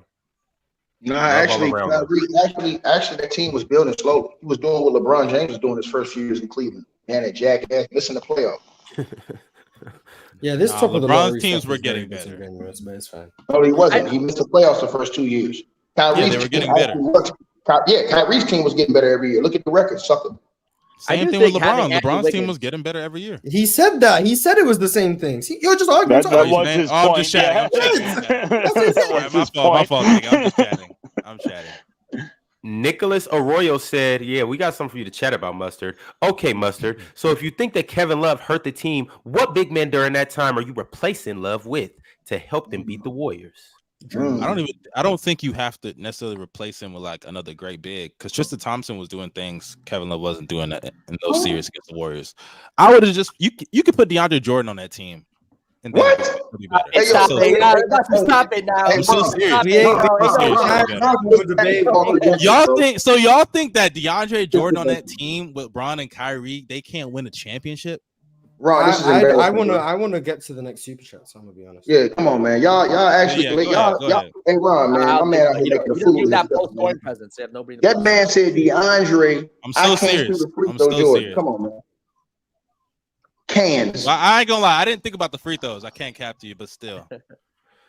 Shonen Goat Takes said, I 100% agree with Ticket. LeBron fans are nasty and biased. The extreme fans of every player are not. Yeah, extreme fans of every player, no doubt. This boy right here on the screen, this boy Mustard. All he missing is a ketchup in a bun. That's it. All right, keeping it moving. Eli the Misfit says, stop playing with Katy, the real dark horse. That's a good song. XYZ123 said, I agree. Taylor Swift is whooping Katy Perry's ass like IT whooped Michael Jordan's ass. This is facts. There we go. This is facts. Talk to him. No. XYZ123 once again said Ticket is right. The 2020 Lakers team, which is not a super team, was his best team playoff record-wise. Sure. J number 1 said LeGoat James. W super chat. Okay. Lowis Clems said if Curry wins the 5th, it's him and MJ. Stop it. Stop the lying. Stop it. Thank God that window's closed. See, the Steph Curry Glazers. The Steph Curry Glazers are terrible as well. Oh, Mustard. They are. Jamie Enos said, when are we seeing that Ticket versus Big Ox 1v1? Yeah. Okay. When you get pregnant. Where's that guy who said he was going to put up like 15,000 or something? Did he ever get back? You know that goes Pirates. You know, people be lying. He not. People like to flex a little bit. Do it in the chat. We don't even know who that person was. Nicholas Arroyo said, so Mustard, you agree that LeBron isn't portable. So have you ever thought Love wasn't hurting the team, but it wasn't that Love wasn't hurting the team, but it was LeBron taking away from Love's game? Ooh. I think it's two things. One, I didn't say LeBron's not portable. I said LeBron isn't as portable as other great offensive players. But as far as Kevin Love, I do think LeBron offensively kind of took away from Kevin Love a little bit, but I think the problem with Kevin Love is more defensively, not offensively. Offensively, he was fine with the team. I think. Yeah, I mean, to be fair, a Kevin Love 27 and 13 isn't like a Shaq 27 and 13. You're not going to win a championship David with Kevin Love giving Robinson you 27 and 13. They're not. Hold on. It's the same thing with DeMarcus Cousins almost. Ticket, what I'm talking about is he shot like 46% and couldn't play defense. Like it's not the same. Going in the finals with D-Wade. I'm just saying, there's a difference between a guy who's shooting like 58% and a guy who's shooting 46%. I got you, Mick Foley. Go ahead, Ron. I didn't even hear the point.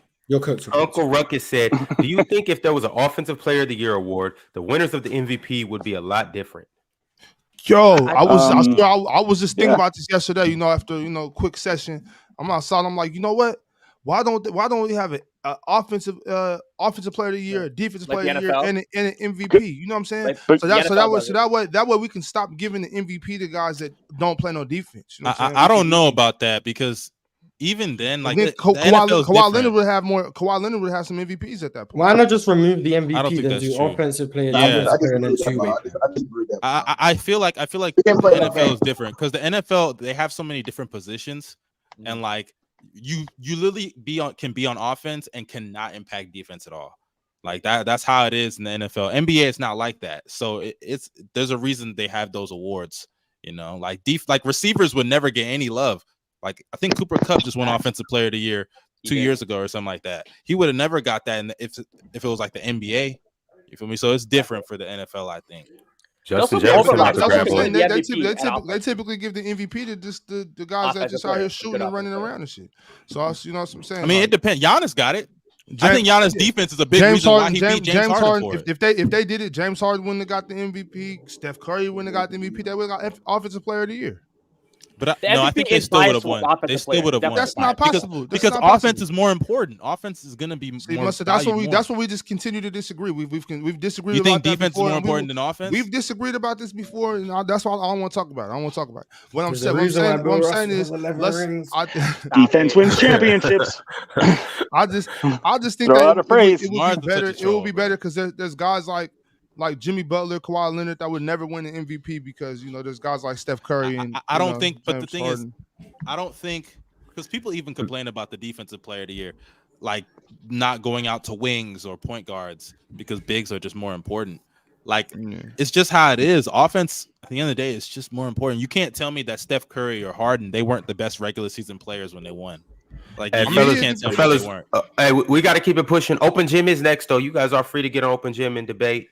Mars, Dub, and yourselves about this topic. Also, we brought up football in Offensive Player of the Years and Defensive Player of the Years. Stick around for Open Field after Open Gym so you guys can be, brought up to date on why Patrick Mahomes will be better than Tom Brady. I don't know. That's the title of the show, at least. I'm a cook on that topic. You cooking. Cruiser Nation, the dog cage, said, y'all let Jalen lie about LeBron LeBron shot 40% one time in the playoffs in Miami. That was 13-14. The other 3 years, never shot more than 36 from three. Wait, he shot 40% for the year. Hey, Jalen, just say you're cooked and keep it pushing. Just say you're cooked. Unless you're not cooked. Yeah, I was gonna say I'm not cooked. He's a good 3-point shooter in the Miami. Yo, what up, Dub? What's good, Dub? What's good, big homie? How y'all feeling? What's going on, Dub? Hey, John B, are you still down for me? Shut up, bro.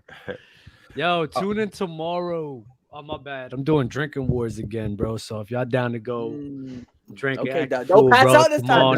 Don't pass out this time. Hey, man, we back at it. I'm just making the thumbnail. I'm about to schedule it right now, bro. We back at it, bro. Dub just jump on the stream and start promoting alcoholism. Yeah, W plug, bro. Shout out to the great dudes.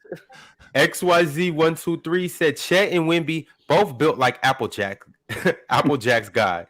Both depended on health. Yeah. They'll both get stronger. They'll get drinking protein shakes. I mean, no. Couple more super chats, y'all. King Goat said 96 Sonics versus the 11 Mavericks in 7 games. Who wins? Pirate, who you got? I mean, you know me, man. I love those Sonics. Yeah, go Sonics. Give me the Mavericks. What was it? Gary Payton and the crew versus Frank Brickowski. LeBron. They got no answer for Frank Brickowski. Hold on, I take that back. George Karl ain't winning a championship. I'm sorry. I take that back. Yeah, I'm going with Dirk Diggler because he beat better teams than the Sonics team. Dirk He beat what? better teams. Dirk, Sean Marion, Jason Terry. Going with the man who makes it rain. George Karl was the original Doc Rivers. Nah, he ain't winning. Hey, bro. Hey, you gonna stop disrespecting Doc Rivers? You heard what Udonis Haslam said about Doc Rivers? He said Doc Rivers dropped good play. Do I care about Udonis Haslam? Udonis had never played for Doc. You hold on. You might know he played against him. You might want to call up UD. That's all I'm gonna say. Yeah, pull him up. That old nigga just talking. He don't know. He ain't never played for Doc. Doc. Hold on. Don't say that. Shout out to UD, man. UD, they don't know, dog. Salute to you, brother. Nah, big shout out to UD. That's the dude. Still an old nigga though. Drink More Water says, if sales control stats, I place no faith on the majority. LP, if you don't know who that is, you don't listen to rap as much as you think you do. I don't know who that is. I don't listen to a lot of rap, so yeah, you're right. Neither do I. So yeah, I have. I think I listen to as much as I think I do. Yeah, what's good, Ticket? Doug, I heard you listen to Spanish music. What you listen to, Doug? So I do listen to Spanish music right now. Karol G. I'll listen. Karol G dropped the album soon. You got Mike Towers, Bad Bunny. Romeo Santos? No Romeo Santos? At times, not like that. Unless I'm like, that's you. With you that just lady. You just in your emotions, bro. You always in that shit. What's his name? Tanny, Jaco. There's a lot of people I listen to actually. Manuel Torizo, Maluma. There's a lot of people. You know those? You know those artists? Ticket? You know those artists? I heard you, Dub. I heard you listen to Tekashi. Oh, yeah. Before he was a snitch, the album he dropped before he snitched was hard, but I haven't listened to him ever since then. All right, y'all. We're gonna go ahead and get up out of here. It was an amazing show from top to bottom, and we're gonna be here tomorrow to do the same thing. Remember yesterday I said that today we were gonna talk about the best players for every franchise. Well, tomorrow we're gonna do that. But, all right, y'all take it easy. Y'all know where to find us. Same time tomorrow. Same place, maybe. Super chat. Hey, y'all got open field or open gym or open court or open whatever. Oh my god! Y'all got an open conversation to have.